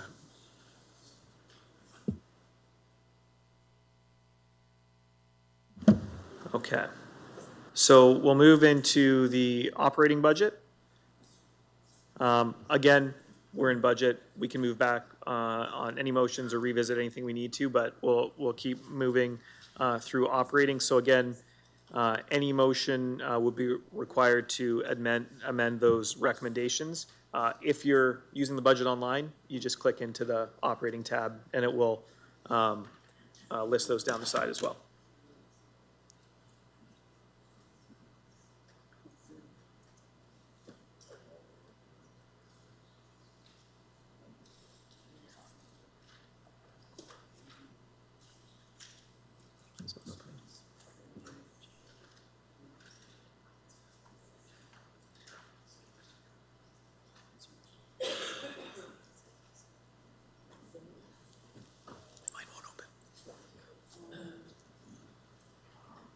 There we go. I got it. Councillor Scotchy, go ahead. Thank you, Mr. Chair. Can we just go in any order? Is that okay? Yep. Okay. I'd like to move that the business case increase in the host community fees be increased from $50,000 from $150,000 to $200,000 to reduce the tax impact, and that's under the waste collections tab. Do I have a seconder for that motion? Councillor Allen? Councillor Scotchy, go ahead. Thank you, Mr. Chair. Yeah, this is just, do sit on the liaison committees and just spoke to staff in regards to some of the increases that we would see in tonnage and potential fees, and just had staff were very helpful in looking at this number, and I would just leave all the comments to staff if there's any type of questions at this point. Okay. Any other questions? We'll give everyone a minute to get there. Yep. So the motion up is that the business case increased in host community fees be increased by $50,000 from $150,000 to $200,000 to reduce the tax impact.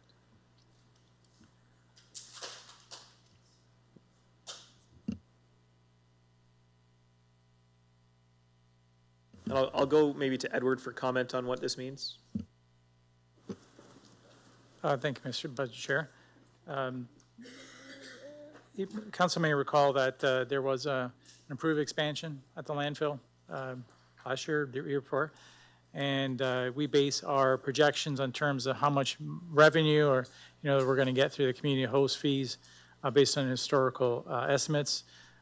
This budget was put together earlier in the year, and when Councillor Zuccotti approached us last week, we went back and looked at the amount of money that we have been receiving in terms of the community host fees, and we're comfortable with raising the amount in the business case from $150,000 to $200,000. Great, thank you. Any other questions on this item? Councillor Story? So this is just an estimate of what we are hoping to, the increase that we anticipate for next year. We're not sure yet, but that's what you anticipate based on the approval from the ministry. Thank you, through Budget Chair. It's an estimate, but also based on what we're seeing in terms of actual revenues that we're getting through the course of this year. Sorry, Edward, could you repeat that? It's based on the actual revenues that we're seeing in terms of this year coming in. They're coming in at a higher amount than, say, the previous year. So we're basing that on a projection based on what we're actually seeing. Thank you. And that doesn't impact, is that sort of a flow-through? Like we don't need permission from Ridge Landfill Waste Connections to do that? That's basically a flow-through from the users to us? Like that wouldn't impact their bottom line necessarily? Not that that's our concern, but just that wouldn't change what they're doing. Okay, thank you.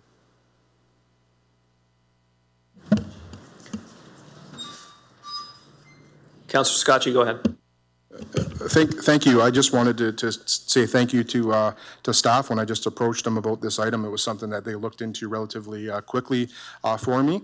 I'm not sure if Mr. Quinton had any conversations with Mr. Soldo, but from a financial perspective, I don't see any issues with this increase. I know it's small, but at this point, I've just tried to look at every small area in this budget, and this is just one I feel that we could get a little bit more revenue, and it would actually generate and not be a fixational number. That it's a pretty accurate number, and just looking if you're comfortable with that. Yep, once in a while, accountants and engineers agree. And politicians, I guess. All right, seeing no other questions, I will call the vote.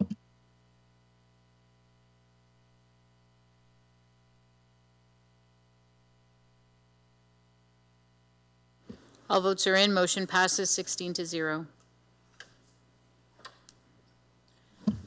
Councilor McGrail? Thank you. I just have a couple questions in regards to the Bradley Center. And I guess my question is, when I look at the revenues, we've realized zero revenue from 24, 25. Can you refresh my memory on the agreement we have with the current operators and the threshold where I think we get actual revenues, and the average that revenue we've seen in the last 3 or 4 years, please? Yeah, I thank you, Mr. Budget Chair. So the reason why you're not seeing the revenue on the business case, because it's all in on the contract. It's sort of a netting, and so it's all coming in on the contracted operations lines. How we were impacted at COVID, of course, that year was wiped right out. But as we rebounded from COVID, we're still running slightly behind where we were in 2019. And so in the August variance that came to council on November 3rd, off the top of my head, we reported around a $200,000 shortfall compared to our budget. But we did not put it in a business case to lower our target here by $200,000 and be a greater cost to taxpayers.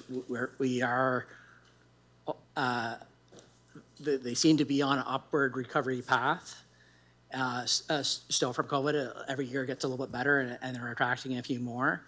And they're actually, we're planning on having the general manager there come to a council meeting in the spring to give an update to council on the successes that they're having and where they see it going as we move into tendering for a new contract for another 5 years later next year.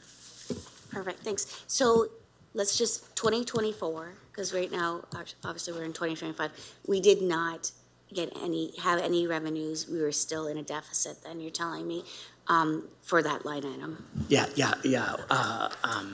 We haven't adjusted the budget because it would cost taxpayers. We think it's the right budget in the long term, but in the projections for 2025, we're expecting to be $200,000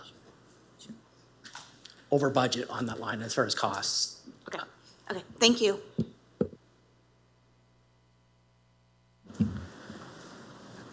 Councilor Story? Thank you, Mr. Chair. A couple items that are not related, just throughout the budget, but to Councilor Sakachi's motion about the the tipping fees, would that same logic apply to the airport rental fees that are going up? Do we anticipate a change or an increase in that as well, that we might be able to take the same approach? Thank you. Through the budget chair, I do believe we actually have a business case that incorporates that very approach. I don't know exactly whoever's got it up there. So we did have a business case for council's consideration.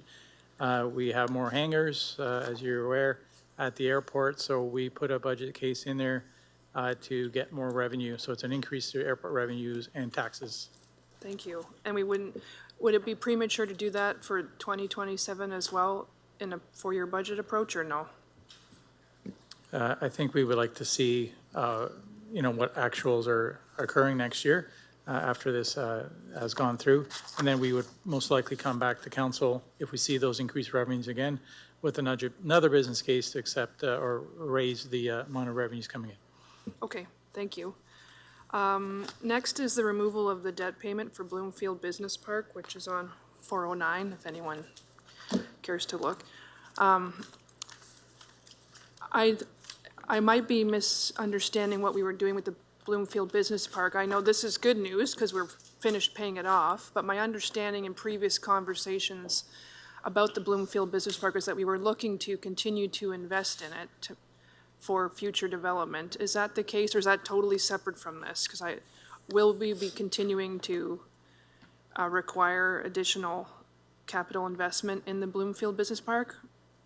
Thank you. I'll start off on the paying off of debt, and then I'm going to turn it over to Bruce on what work still needs to be done. In that reserve report that council there was a reserve update, and I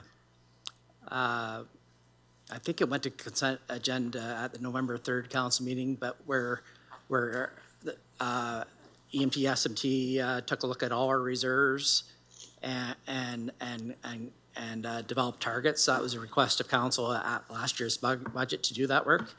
And in that process and in that report, there was $4 or $5 million of unfunded capital still left on the Bloomfield Business Park from the work that we did in 2003. And so we cleared off that debt, but there still is the servicing of the far 17 acres to the west of the forest. And Bruce, I'm not sure if you have if there's an estimate on what that's going to cost. Thank you, Budget Chair. I'm just looking at my colleagues, Marissa, but it's already been budgeted for in the past capital budget. There's essentially what's required is the water line in the road needs to be extended down past the woodlot to service the 17 acres that are remaining. That's the capital investment that's required to make those fully serviced lands to market those. The idea being the sale, since we increased the price, or council increased the price last year, would offset those capital requirements in the future. Mm-hmm. Mm-hmm. Okay, that's great. Thanks, Bruce. Last but not least, on the 2026 update business case summary that we got, my calculator's working correctly, there was 17.15 base full-time equivalent positions. It's just this sort of two-pager that we got. I think it's 2 pages. I'm not clear. Could someone from the team clarify if any or all of these are essentially flow through, like just straight provincially funded programs are already accounted for? I can't tell which ones on the base are ones that are new positions that will be coming from the tax base, or they're positions that are being funded from other sources. Thank you. Yeah, thanks. We could go through the screen one by one if council wished to, but overall, at the highest level, there are some area rated services in here, such as the yard waste collection. That's area rated to urban areas that council approved earlier this year. So that don't affect the base tax rate, but it only affect area rated areas. There's police-funded positions that were part of their 4-year plan that they brought to council as adding 43 employees over the 4 years. So that there's that part. There in delivering our asset management plan, there's jobs related to that. But outside of that, there were 0 jobs that were. And there's ones that are provincially funded, particularly in Jody's area. There's a couple changes that are funded 100% by upper levels. But other than those categories, there were 0 jobs on the tax base. in our tax asks, outside of the pots that I just mentioned, there's none of those jobs impacted taxes. There's none, right? Yeah. Okay, the 43 police officers aren't on this one, because that's separate, right?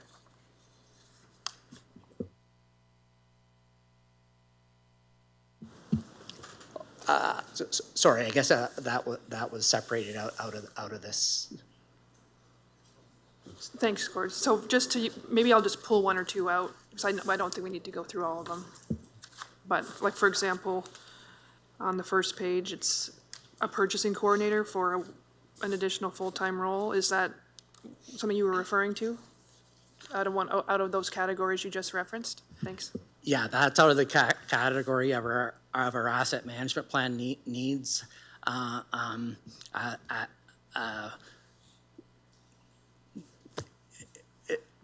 The complexity of purchasing agreements necessitates that additional help. We're way too extremely lean in our purchasing area based on that $90 million of capital expenditures we plan to do next year. Thanks. And then in the IES section, there's, a backyard composter program, a curbside leaf and yard, coordinator cemeteries. Those are all. So just stop you on the leaf and yard one. Those are the area rated ones that Okay. I talked about. And there's Okay, because some of them say area rated and some of them don't. So yeah. But they all should say area rated, basically. There's 8.32 FTEs that are area rated. If they're on other lines, it's on the tax base. So there's was that 0.17 FTE that was not area rated there, but yeah. Oh, sorry, that was a savings. Yeah, it's a reorg. It's Yes, sorry, that was the savings to taxpayers of the 0.17 FTEs on that line. So. And are those types of services ones that are user fee subsidized or no? No, area rated to the leaf and yard program. What was council directed that to be area rated to urban areas, right? Right. Okay, thank you. Any other questions, motions related to the operating component? Councillor Scotchy? I'd like to move that the business case gravel road conversion acceleration program 2026 base of $157,050 be funded from the AMP allocation. Do I have a seconder for that motion? Councillor Finn? Go ahead, Councillor Scotchy. Sorry, I did inquire with staff if that was something that could be funded through a reserve, and was indicated that that it could not, because it is not a one-time funded program. But I just wanted it to include it in our asset management plan, and then that would get rid of the additional implication from a taxation standpoint. Recognizing the previous conversations, I know that it might not be something that will be recommended by staff, but just trying to find some additional funds. Thank you. Yeah, I'll just quickly start off. Edward might have more to add, but it's basically the exact same discussion as that $2 million reduction in funding. Now you're saying find the gravel road conversion money, which is to upgrade roads from gravel roads to a hard surface road, and do that by doing less projects elsewhere, whether that's storm sewer, housing, whatever that asset, whatever it's from, do less of that and put it into the road conversion. It was recommended that this was a tax asset. It was only about, is it 0.07%, I believe, of a tax ask, and this would basically do less of other things and do this is what the direction is if this gets approved. Any other questions on this one? Councillor Harrigan? No questions, just a comment. I had, wasn't sure if I was going to bring it up or not, but I just wanted to really commend staff for the gravel road conversion acceleration briefing note that was provided. The level of detail in it, the benefit to the community, and then also the justification to look at that large debenture program over 20 years, because that's how long a, big old cement road could last, and hopefully even longer.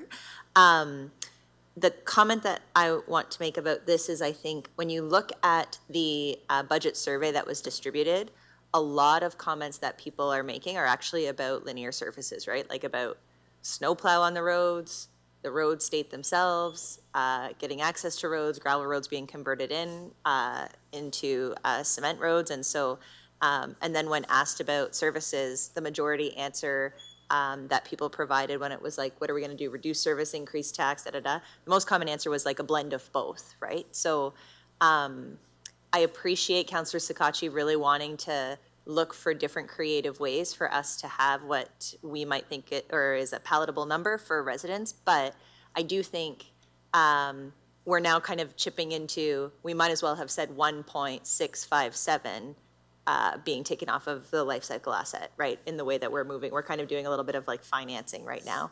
I think that if somebody were to ask me about the 0.164% tax increase that came from gravel roads, and I said, yeah, it's about gravel road conversion. Here are the big roads that everybody's traveling on. The Dillon is a really good example, kind of between Ward 1 and Ward 2 that would be commonly used, that would be, people would say that that's a good use of taxpayer dollars. And so, love my neighbor over here and appreciate the work that he's doing, but not going to support this, because I think sometimes it's okay if we're increasing tax amounts a little bit and residents are seeing what that service level is as in response. And gravel road conversion is a great example of that.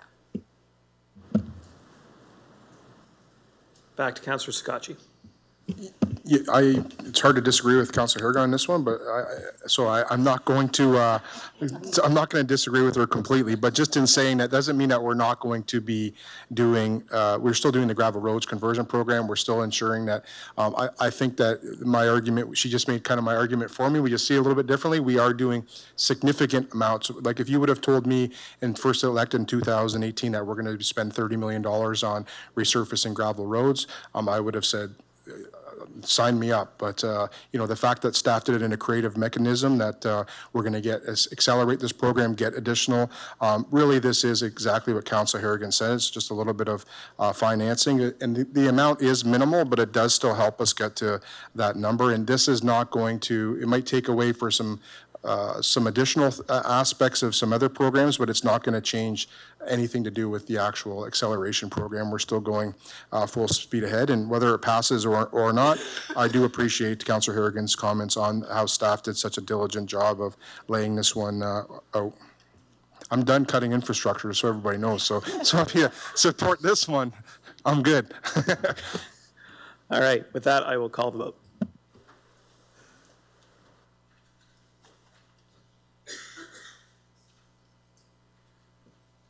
All votes are in. Motion fails 8-9.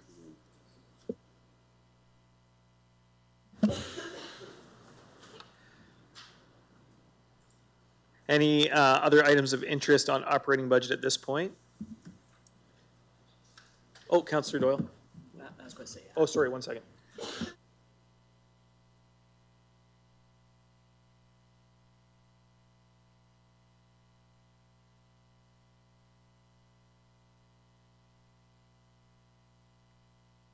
Councillor Doyle, go ahead. Yeah, and we can also entertain motions from the floor. So I'm not seeing a lot of hands raising for the operating budget, so we'll continue on. Okay, thank you, Chair. So I move that a total of $515,000 be used one time from the reserves in the table below to reduce the 2026 tax impact. They've got this, they can throw it on the screen, but the insurance risk reserve, $150,000. The CIP reserve, $25,000, planning application, $15,000, property disposition and environmental cleanup, $10,000, ITT strategic plan implementation, $15,000, senior services operational, $50,000, waste management, $25,000, growth plan, $50,000, tax rate stabilization, $50,000, and the investment fluctuation, $125,000. Do you have a seconder? Councillor Jubenville?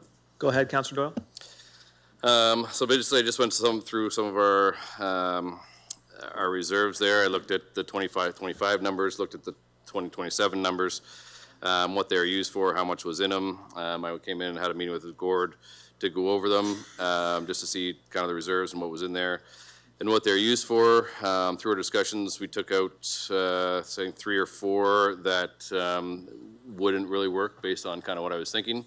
But these are the ones we left in, and it would be a tax reduction of $515,000. I'm not sure the percentage amount. Thank you. Go ahead, Steve. Thank you, Mr. Budget Chair. So I'm going to ask Ryan Jones, one of our budget analysts, just to give a short one-slide presentation on the impact of funding base items with one time. I know we've tried this over a number of years. I think Ryan's done a really good job at trying to explain it in a way that the non-accountant would understand. So with that, I'll turn it over to Ryan. Thank you and good evening, everybody.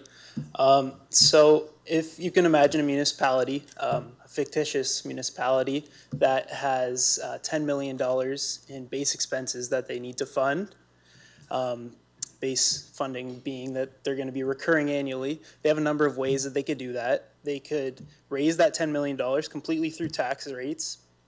So in this example, let's say that $10 million is about 10% increase to taxes. Well, another option that they have is to use reserve funding or just one-time funding. So say in this example, they use $5 million, half of that $10 million, to fund this base expense. Because of that $5 million in one-time funding, the base expense for taxes is only $5 million, so a 5% increase instead of that 10. What this fails to consider, or an important consideration, is that in the second year, that reserve funding, that one-time funding, will be gone. And so there is a $5 million gap that needs to be funded. So an additional 5% or $5 million will need to be raised. So effectively, you're taking that 10% increase and splitting it across 2 years. Or as you can see, there's a 1-to-1 conversion. From that first year, all of those reserve funds are being pushed to the second year and are now being tax funded. That was a really good presentation. It was my favorite one in 8 years as budget chair. Thank you. So I'll go to Gord. If I could just add, and thanks, Ryan. It's a new approach. I hope it gets through. But we've always said be very careful. I'll call it laying down the tax rate this year with one-time reserves, knowing that we have hundreds of millions of dollars of projects in the works that need one-time money. If you talk about, council will be debating whether you're building 100 units of affordable housing or 400 units of affordable housing over the next 5 years. But you're we're talking over $100 million needed there, and that's of course we're looking for upper level government support there as well. You're acquiring a Meadowview Park long-term care home this coming summer. It's not in this budget for any capital dollars because it was too early in the process. We didn't want to put in numbers that weren't close to being accurate. So it needs a lot of investigation before we actually come up with a number. So you have serious needs for one-time money coming up, let alone the Parks and Rec Master Plan and road mobility master plan, other one-time projects coming up. So yes, it's a choice. Using the money in reserves to buy down a tax rate, or using those reserves. If you feel reserves are too high, they could just be shifted to where that big freight train is coming at you. Affordable housing or whichever one you want. Councillor Scotchy. Thank you, Mr. Chair. Just a quick question to you, maybe to Mr. Dubin. Mr. Dubin, I did notice this year, like going through the budget, that there was substantial amount of reserves, I would say, slashed or suspended this year compared to last year. And I'm not sure the entire complexity of the team that you worked with doing that, but I also know that a report came back on November 3rd as well for like the housekeeping reserve surplus. Just wanted to maybe speak to that, because I think a lot of the reserves that were maybe kind of you deal maybe to say was like, you know, contingent on a few things, that you actually suspended those if they were healthy. So would this make a significant challenge to the, I appreciate Mr. Quinton's comments as well as the presentation, but would that even, I guess, magnify the complexion to that, since you've already suspended some of the ones you thought were healthy or didn't need it?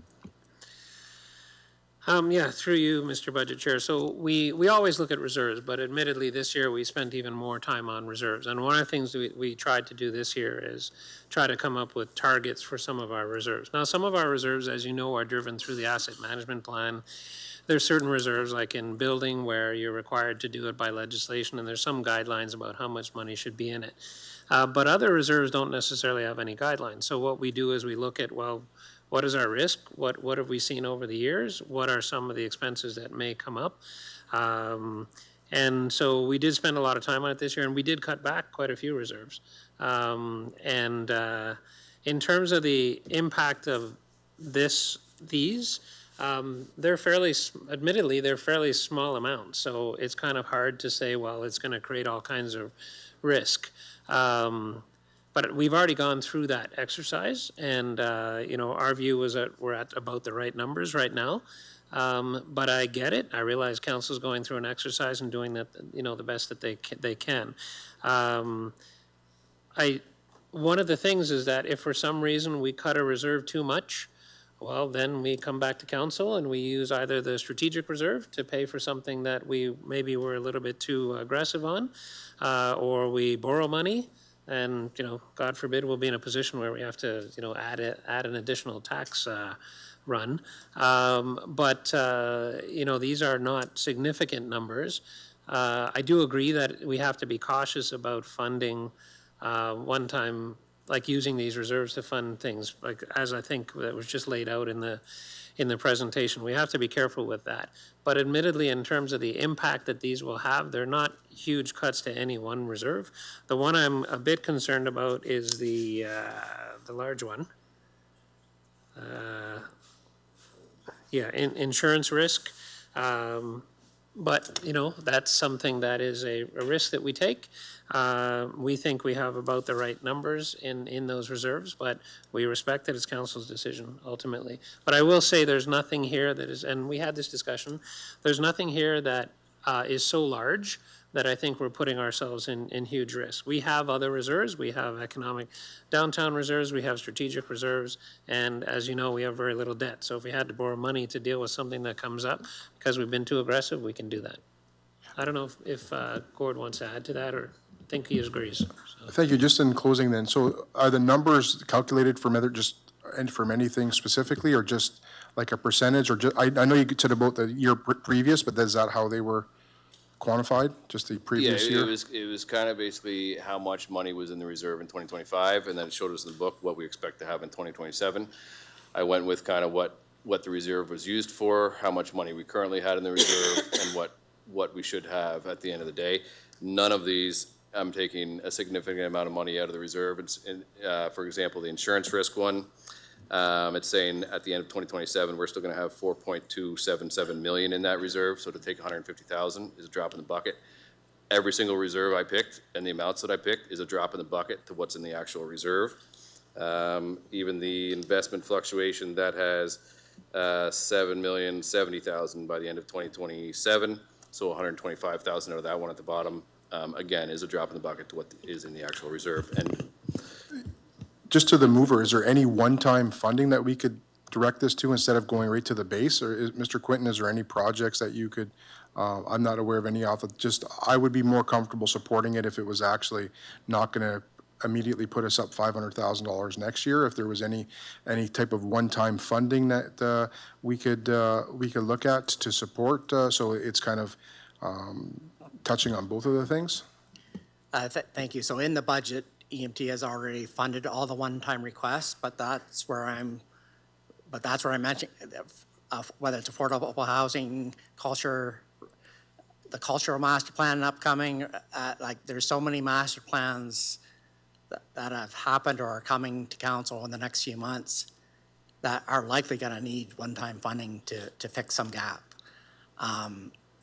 So we've already dealt with any one-time asks that are in this budget, but like there's lots more coming in the 2027 budget, I guess is what I'm saying. And so, you know, by using it just to buy down the tax rate, you then have to, as Ryan demonstrated, you're actually adding to the tax increase for 2027, which we know is going to be a rough year anyway. Councillor Harrigan, followed by Mayor Caniff. Thank you, Mr. Budget Chair. So I have, first I will say a finance question about this motion. And I think maybe I will ask it to our CFO. So you had a conversation with the mover about these options to remove one-time amounts from reserve to offset the tax impact.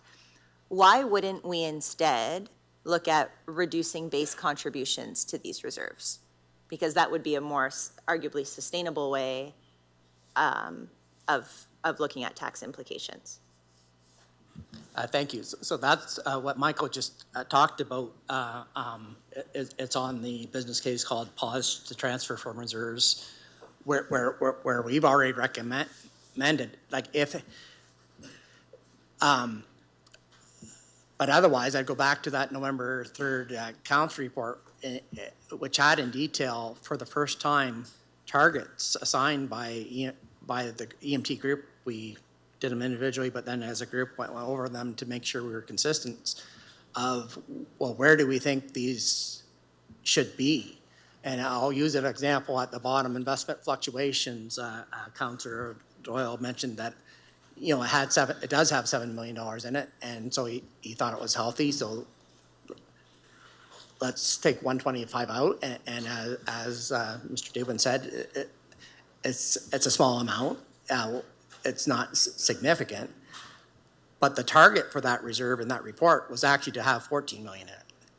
And the reasoning was given in that report of if you have successive downturns in investment revenue, we could be $5, $6, $7, $8 million short in our variance each year. And so we consulted with our with others on this as well, that you should have 18 to 24 months of investment revenue in that reserves. So, you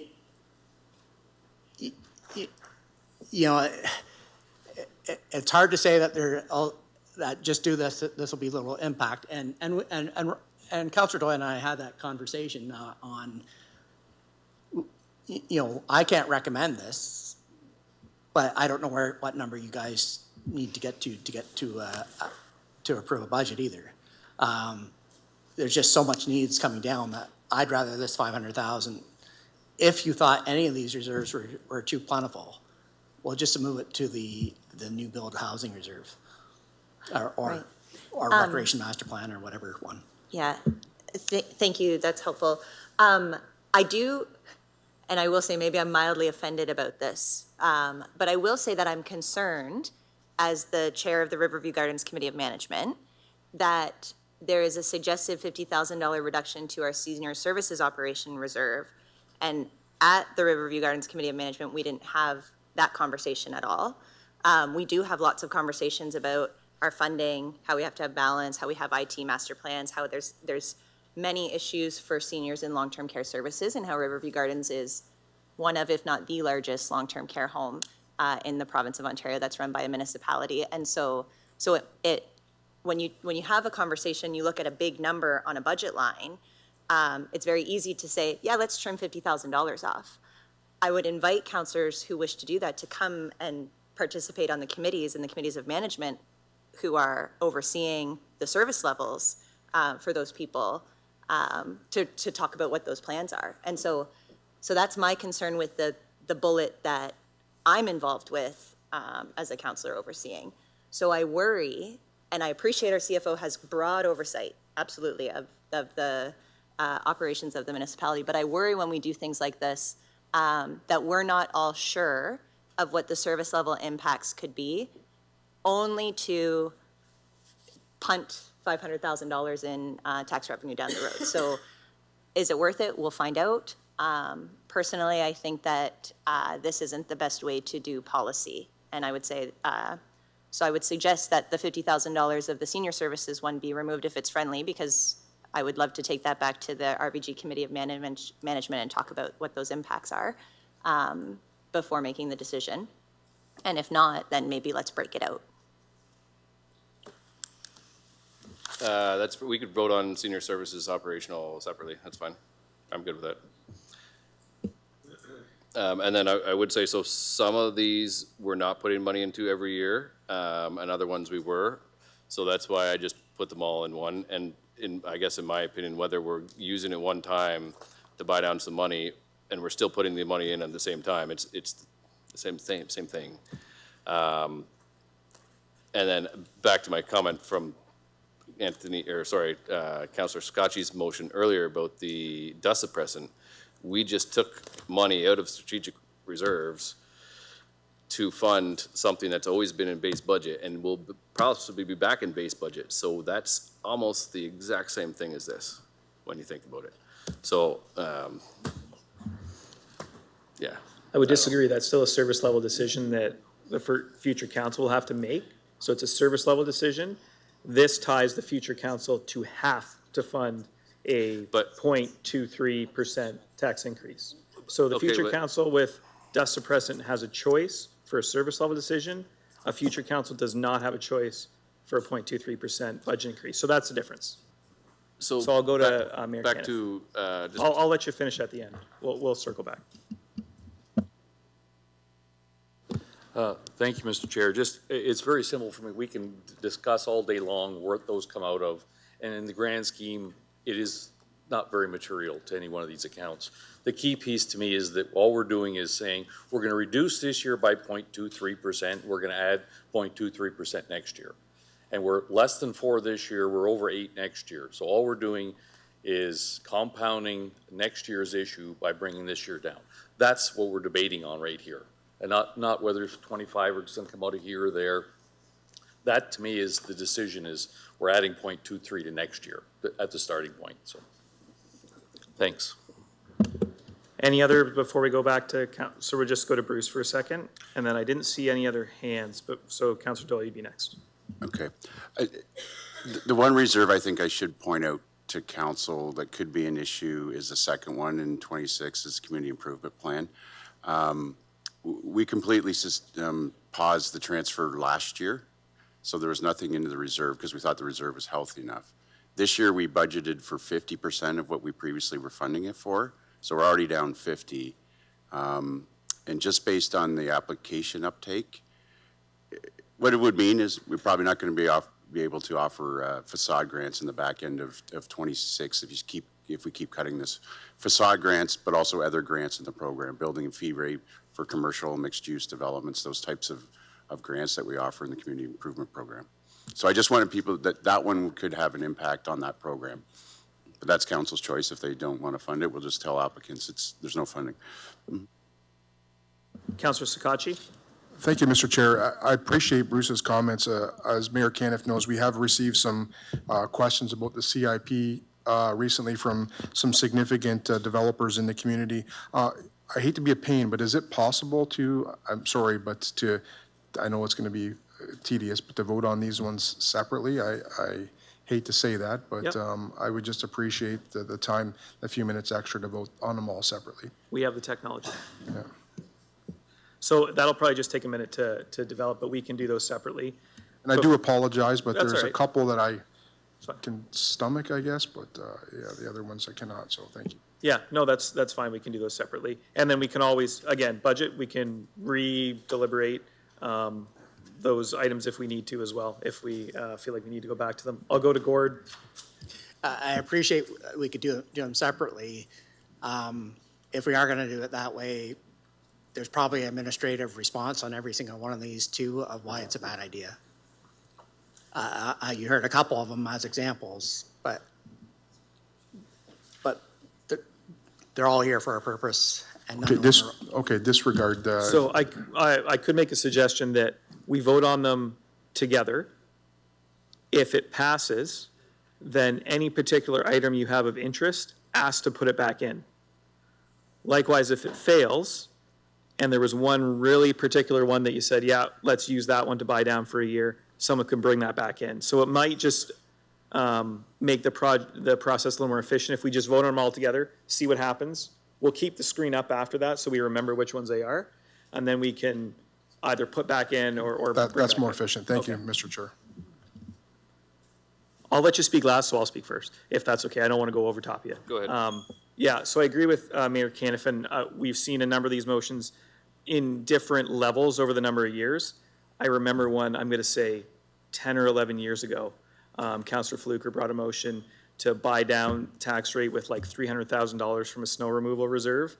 And that was on the budget every year for like 7 years, trying to clear. So every year we started going, oh, man, last year we did this, and now we haven't been able to make up that amount. So it is, regardless of where that money comes from, the same motion would just be, let's take 0.23% from this year and add it to next year and draw down our savings by $515,000. So kind of like what Mayor Caniff said, you know, there's a debate over what money is appropriate to do that with, but functionally it's just 0.23% that would be this year. We're going to punt it to next year, and we're going to take $515,000 out of savings to do it. So I think when we back out and look at what the process is, that's functionally what we're doing. We've done it before, and it's not worked out great. We haven't done it sometimes when it's been different numbers. So just for context, to me, when I read the motion, that's what it looks like. And then we'll go back to, I don't see any other hands that came up last second, so we'll go back to Councillor Doyle. Thank you, Chair. Just going back to what Michael Dubin said, I don't believe any of these are required from the province to have any certain amount of money in them. So they're all kind of guesstimates on what we think should be in them. In my opinion, though, they're all fairly healthy for what we need them for. So to take a little bit out of them, like I'm asking for, I think is very doable. And I'll leave it at that. And I'll call the question. So, Mr. Chair, to be clear, we're voting on the entire motion as it is right now? Yeah, thank you. Okay, thank you. All votes are in. Motion fails 6-11.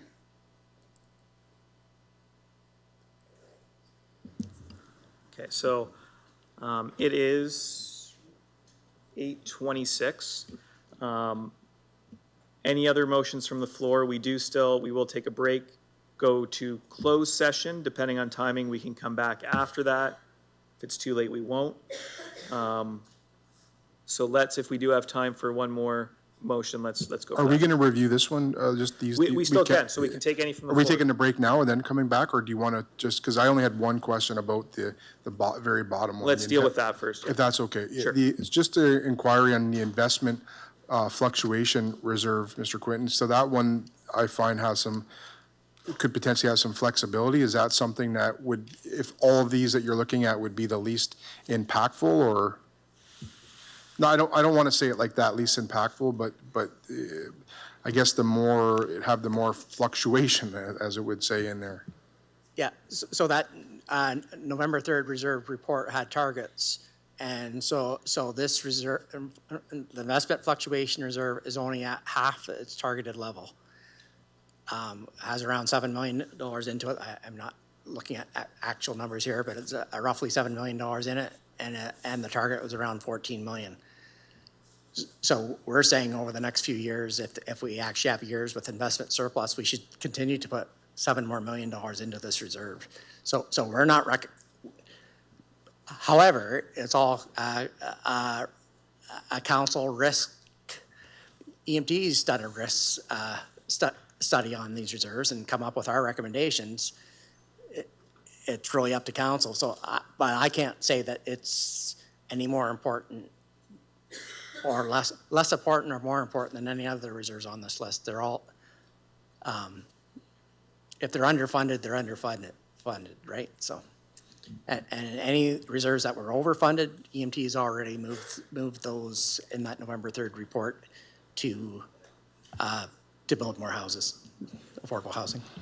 Okay, thank you. We can come back, I guess, if that's something that Councillor Doyle wants to revisit on, maybe that one. Oh, Councillor Doyle, you had another motion? Sorry. Thank you, Chair. I wouldn't mind doing the insurance risk one by itself, if that's okay. There's, and that's just based on the conversation that I had with Gord. I think that one might be a decent one to take out of if we're going for all of these. It currently, at the end of 2027, should still have 4.277 million in it. So even if we take out 150, we're still going to be over 4 million at the end of 2027. So I would like to move that we do the 150 for insurance risk. And against the tax impact? Yeah. Okay. Seconder for that, Councillor Finn? And comment, Councillor Finn? Could we also add the investment fluctuation as there's no base budget being affected for that one? So my recommendation would just be to vote on one at a time. So let's do this one first. Dave, go ahead. Thank you, Mr. Chair. Not in charge of legal services anymore, but I've managed this reserve for quite a number of years. So just to give a little context to council to make sure this is clear, the 4.2 million number that's in the budget book actually probably overshoots it a little bit, and the reason for that is just a matter of kind of timing of accounting. So we will have actually spent money as we're settling claims or paying legal fees during this year that won't necessarily have been reflected, but that's kind of secondary. Just what we do in the legal team is calculate our outstanding risk and try to match what's in the reserve to what we believe the outstanding risk for existing claims and litigation faced by the municipality is. So certainly, as many administrators have said, this, it's ultimately up to council whether you want to draw the reserve down. It would mean when we ultimately needed to pay that risk in the future, we might have to go to a future a tax ask or a different reserve transfer. So ultimately, it's council's decision, but I just wanted to make sure that you understood that that's how this insurance, it's funded annually through a budget estimate, and then also we separately do an analysis of all claims and an estimated amount to settle all of those claims, and they almost every year are relatively closely matched. In years where it's been off, we've actually sometimes come forward with recommendations to draw that down, or otherwise use it for things like purchasing of insurance that year, or keeping the insurance cost that's hit to the tax base for purchasing of policies of insurance at a cheaper number. Thank you. And just related to this, I just wanted to point to the business case that already was in the budget under legal services. The legal team already, through the negotiation of renewals of insurance, had already put a reduction of $453,000, $470,000 in the budget of less taxes being raised for insurance purposes already. I know that doesn't necessarily. That's about premiums, and the reserve is about claims, but I just wanted to point that savings out. Other questions on this item? I see other hands for this one. Just a quick question. What's $150,000? What's the tax impact of $150,000?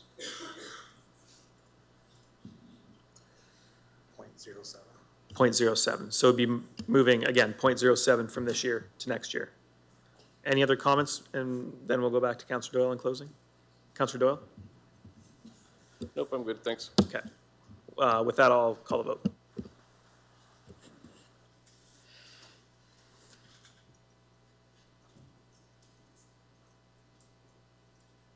All votes are in. Motion fails 4-12.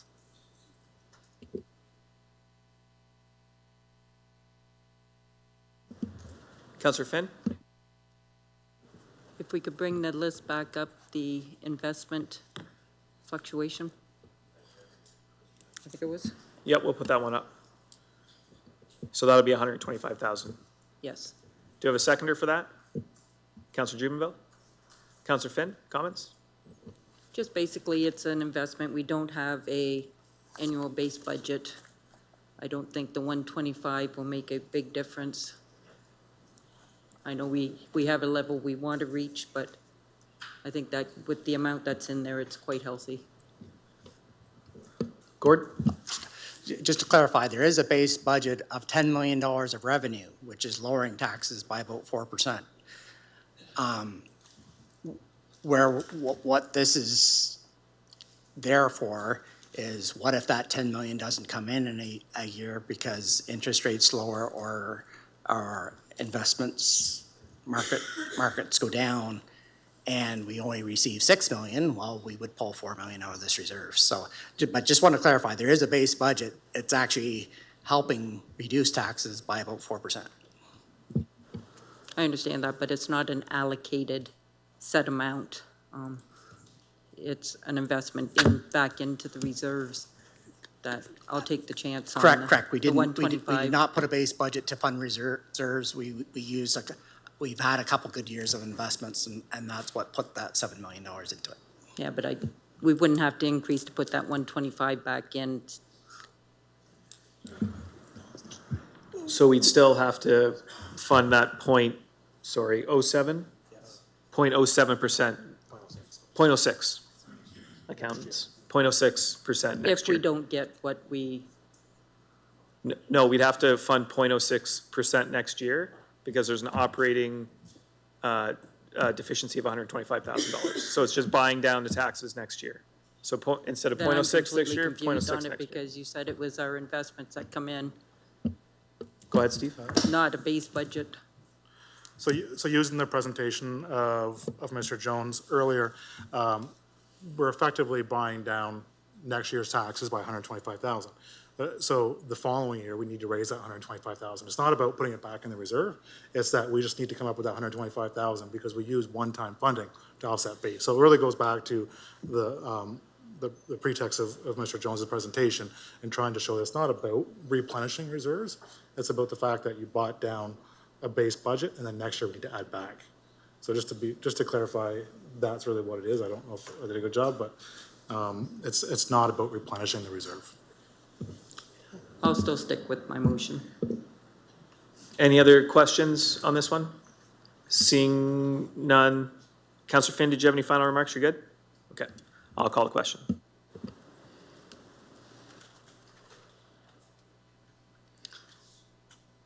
All votes are in, motion fails, 5-12. Councillor Doyle. Thank you, Chair. I do have one more motion before we go to break, if that's okay. So I move that $500,000 be transferred from the Economic Downturn Reserve to a new Addiction Treatment and Recovery Reserve for a pilot project in 2026. Seconded by Councillor Jubenville. Councillor Doyle, go ahead. Okay, so basically back in August, I believe, council passed the motion for us to have administration have some meetings with some of the recovery homes around here and some other players in that field. And one of the things they're supposed to come back with us or to us for is costing to fund some addiction and treatment and recovery in these homes. So not for us to do it ourselves, because I don't think that would be a good idea, but for us just to pay for Chatham-Kent residents to be able to get treatment at these places. And if we do that, then we can hopefully, based on talking to the recovery homes, shorten any wait time between detox and recovery to hopefully have a more positive outcome and a better percentage of people that can recover. So back when we did that, Gord in that meeting had said that it would be a good idea at budget to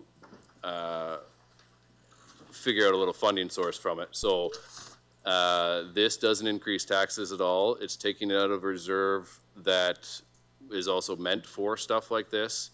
As it said in the book, I believe, the reserve was used for reduction in reserve to fund one-time housing services, budget request for the Emergency Transitional Cabin Program.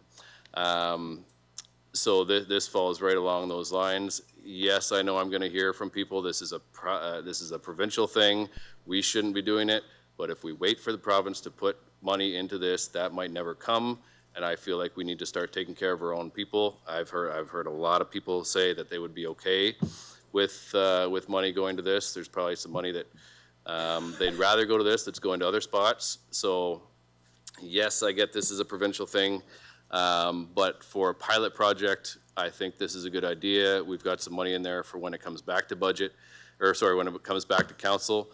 If for some reason we don't pass the program through and it doesn't pass through council, then this money would in turn go right back into the economic downturn reserve.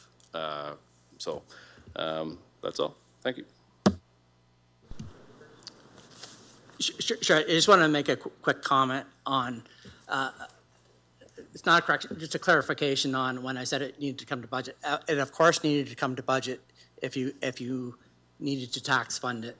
If you were going to raise property taxes in 2026 to fund it, your motion doesn't do that. It's about using money in reserve on a one-time basis. A couple other comments. Yes, I do have to read exactly how you said it about provincial responsibilities. This is like accepting another Highway 3 or Highway 2 and saying we're going to get into that business of this new highway of addictions, and pretty impossible to give it back to the province once you take it. But I think you're thinking it as a pilot. So we've talked about pilot programs and other things. I did want to ask Jody to comment on the timing of when that information that was talked about in August, when it was coming back to council. Thank you, Gord, for that. Through you, Mr. Chair. Through the notice of motion indicated that we bring a report back by February.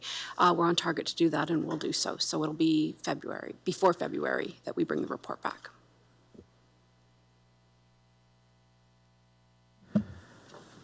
Any questions or comments?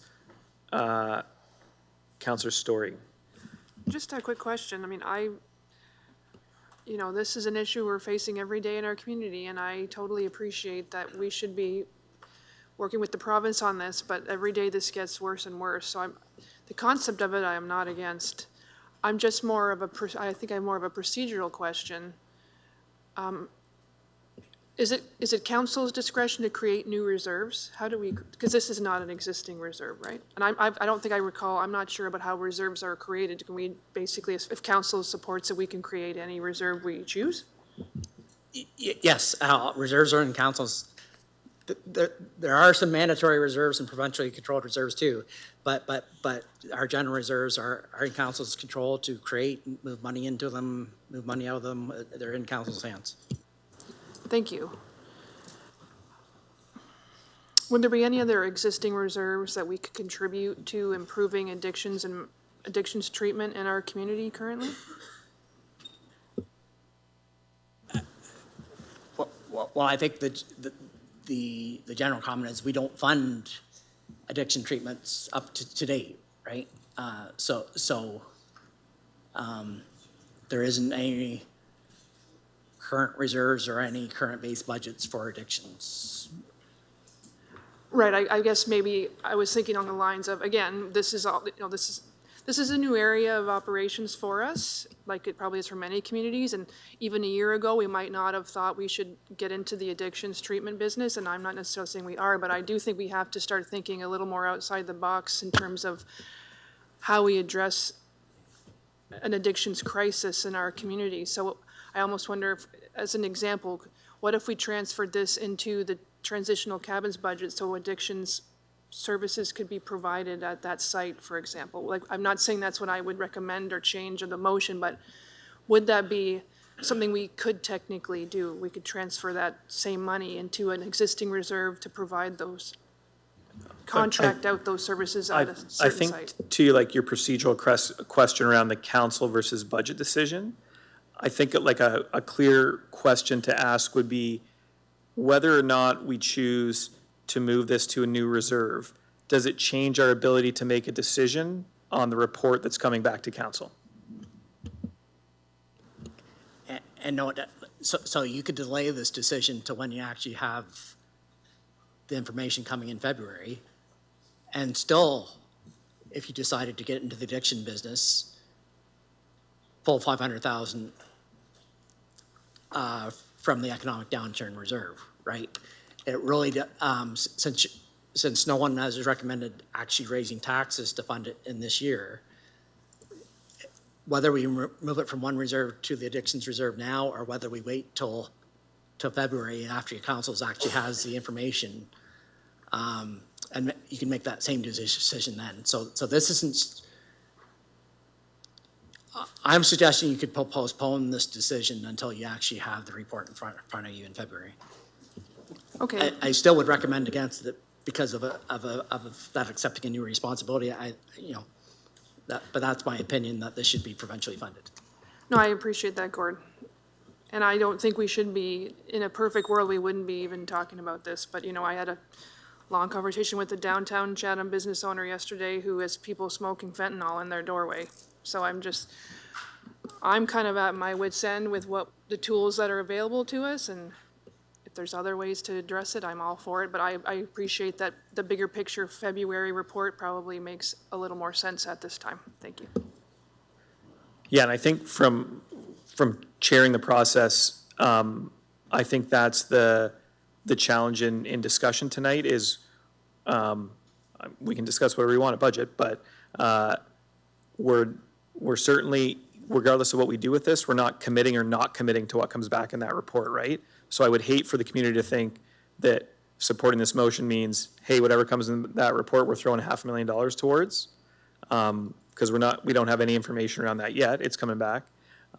So there's lots of leeway to what we discussed tonight, but that discussion around the actual application, the model, the recommendations, the community impact, all the community input, all those things is through that report, not through budget, right? So we'll entertain any questions we need to tonight, but I think that's a bit of the challenge of having this discussion around, because it's not a base ask, it's a one-time funding ask, and it's not like we pick money up and put it in a new account. It's, moving some numbers on the spreadsheet and earmarking, right? So I'll go to Councillor Harrigan, then Councillor Finn. Thank you, Mr. Chair. You spoke to the comments that I was going to make. I will parking lot the fact that this is provincially funded, and during my daytime job at the OHT, I spend lots of time talking about when the province doesn't fund us for appropriate addiction recovery and treatment centers, what can we do locally to create programs like the Pathway to Care program to fill some of that gap? We can only go so far, for sure. My concern, though, is exactly as you've mentioned. There's been a lot of attention given to this subject in the community. Already, I think there is not clarity around who is responsible for funding addiction treatment and recovery. As counselors, we get emails all the time that say, why aren't you funding more addiction centers? And our answer is like, well, we don't, that's not what we do in the municipality. And so I worry that if the media or members of the public who might be listening hear that we've approved creating a $500,000 reserve, that the headline tomorrow will be, Council allocates $500,000 to addiction treatment and recovery. And all my OHT partners are going to call me and say, Melissa, how can we get some of that funding for addictions recovery and treatment? And then that's just going to be sending the wrong message to our partners, to members in the community.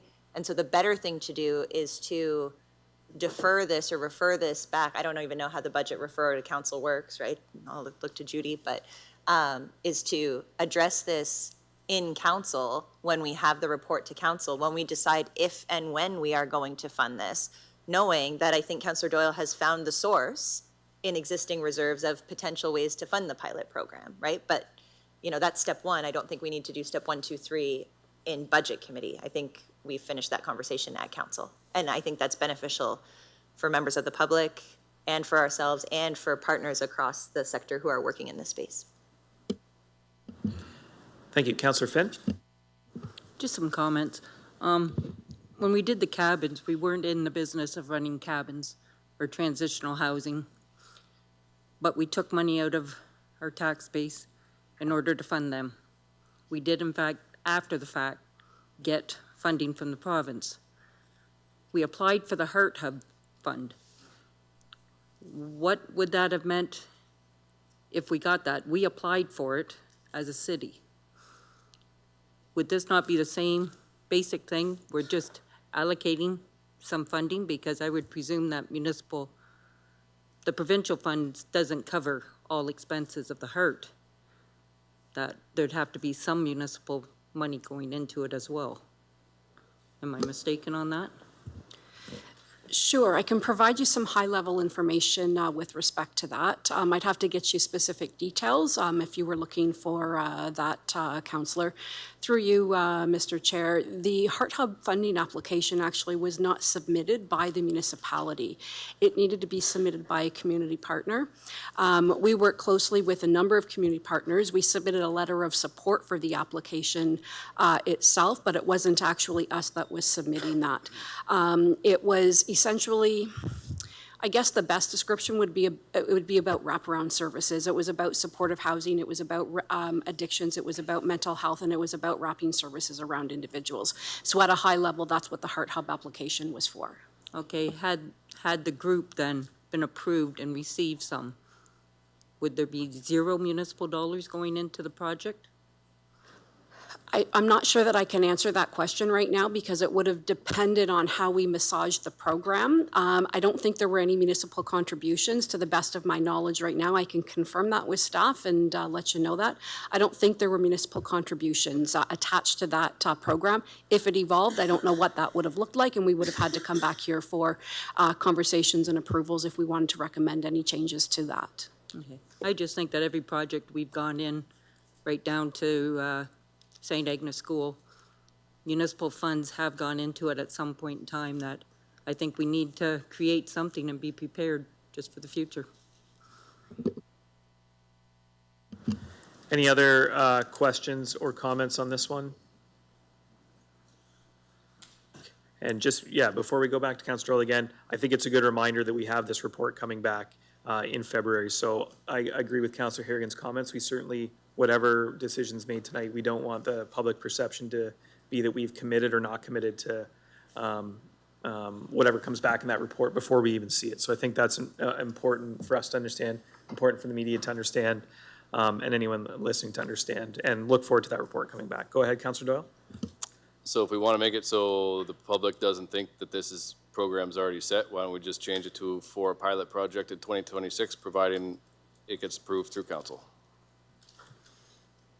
Like, sorry, I mean, we can put that in there, but it's functionally the same, because we still have to approve it no matter what. But yeah, certainly we can put that wording in. and I think this is something that we should do. And again, we keep saying, well, it's the province's issue. It's the province's issue. They got to fund it. Well, they're not funding it. So what are we going to do? Keep letting our citizens go the way they're going? They're our citizens. Let's take care of them. Pass this. Councilor Crew, you had a question of clarity? Yeah, just clarification. Councilor Harrigan mentioned deferring this or referring it. So are we voting on this or a referral? Or do we need to vote? That would be a Judy thing, right? That would probably be a Judy question. I think, I don't think we have to refer it because the report's coming back already. I mean, if there was no report coming on this, then I think we would have to refer something to council so that a report would come. But because Councilor Doyle and Jumonville's motion was passed and there is a report coming, regardless of what happens with this, that report's still coming to council. So referring might be redundant because it's coming back. And at that point, we could still identify this as a funding source. So I just don't think we need to refer it back because it's already coming. Is that fair, Judy?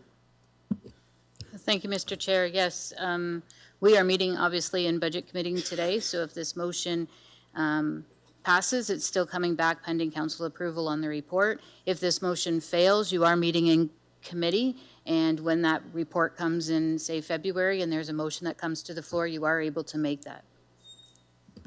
Right, so we could still, even if it failed here, you can still pull from that exact same fund, just that doesn't have a 2/3 component to it or anything, right? Because we're in budget, similar to what happened last year with death suppressant that was here. It wasn't a reconsideration when it came back to council. Okay, that's helpful, thank you. Any other questions of clarity? Okay, I'll call the vote.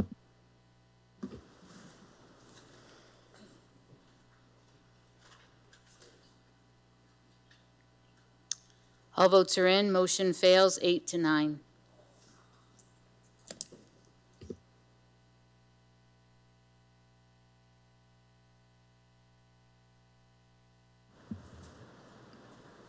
Counselor Scotchy, go ahead. Oh, sorry, I just thought I saw your hand. You No, raised. I just was curious if, yeah. Yeah, we'll There's get a lot of the- people I see standing up and just 5-minute break, I think would be Yeah, beneficial we're getting to a at this break time. here. We're just going to get the number really quickly here that we're at before we go to break. We'll have a 10-minute break and then go to closed session. So I'll go to Steve first. We're currently at 3.96. Okay, and just before we go to break, Judy, do I need a motion to go into close now or when we come back from break? We can read that we're going into closed now. Okay, so, Mr. Chair, oh, we have to decide whether they're coming back. yes, that was my point. Oh. Whose decision is that? Mine? We have a 30-minute? 30 minutes. 30 minutes for presentation and closed and questions. So if you're ending the night, you have to read the whole. Okay, so I would suggest we're not coming back. So I've got to read the adjournment to closed. Okay.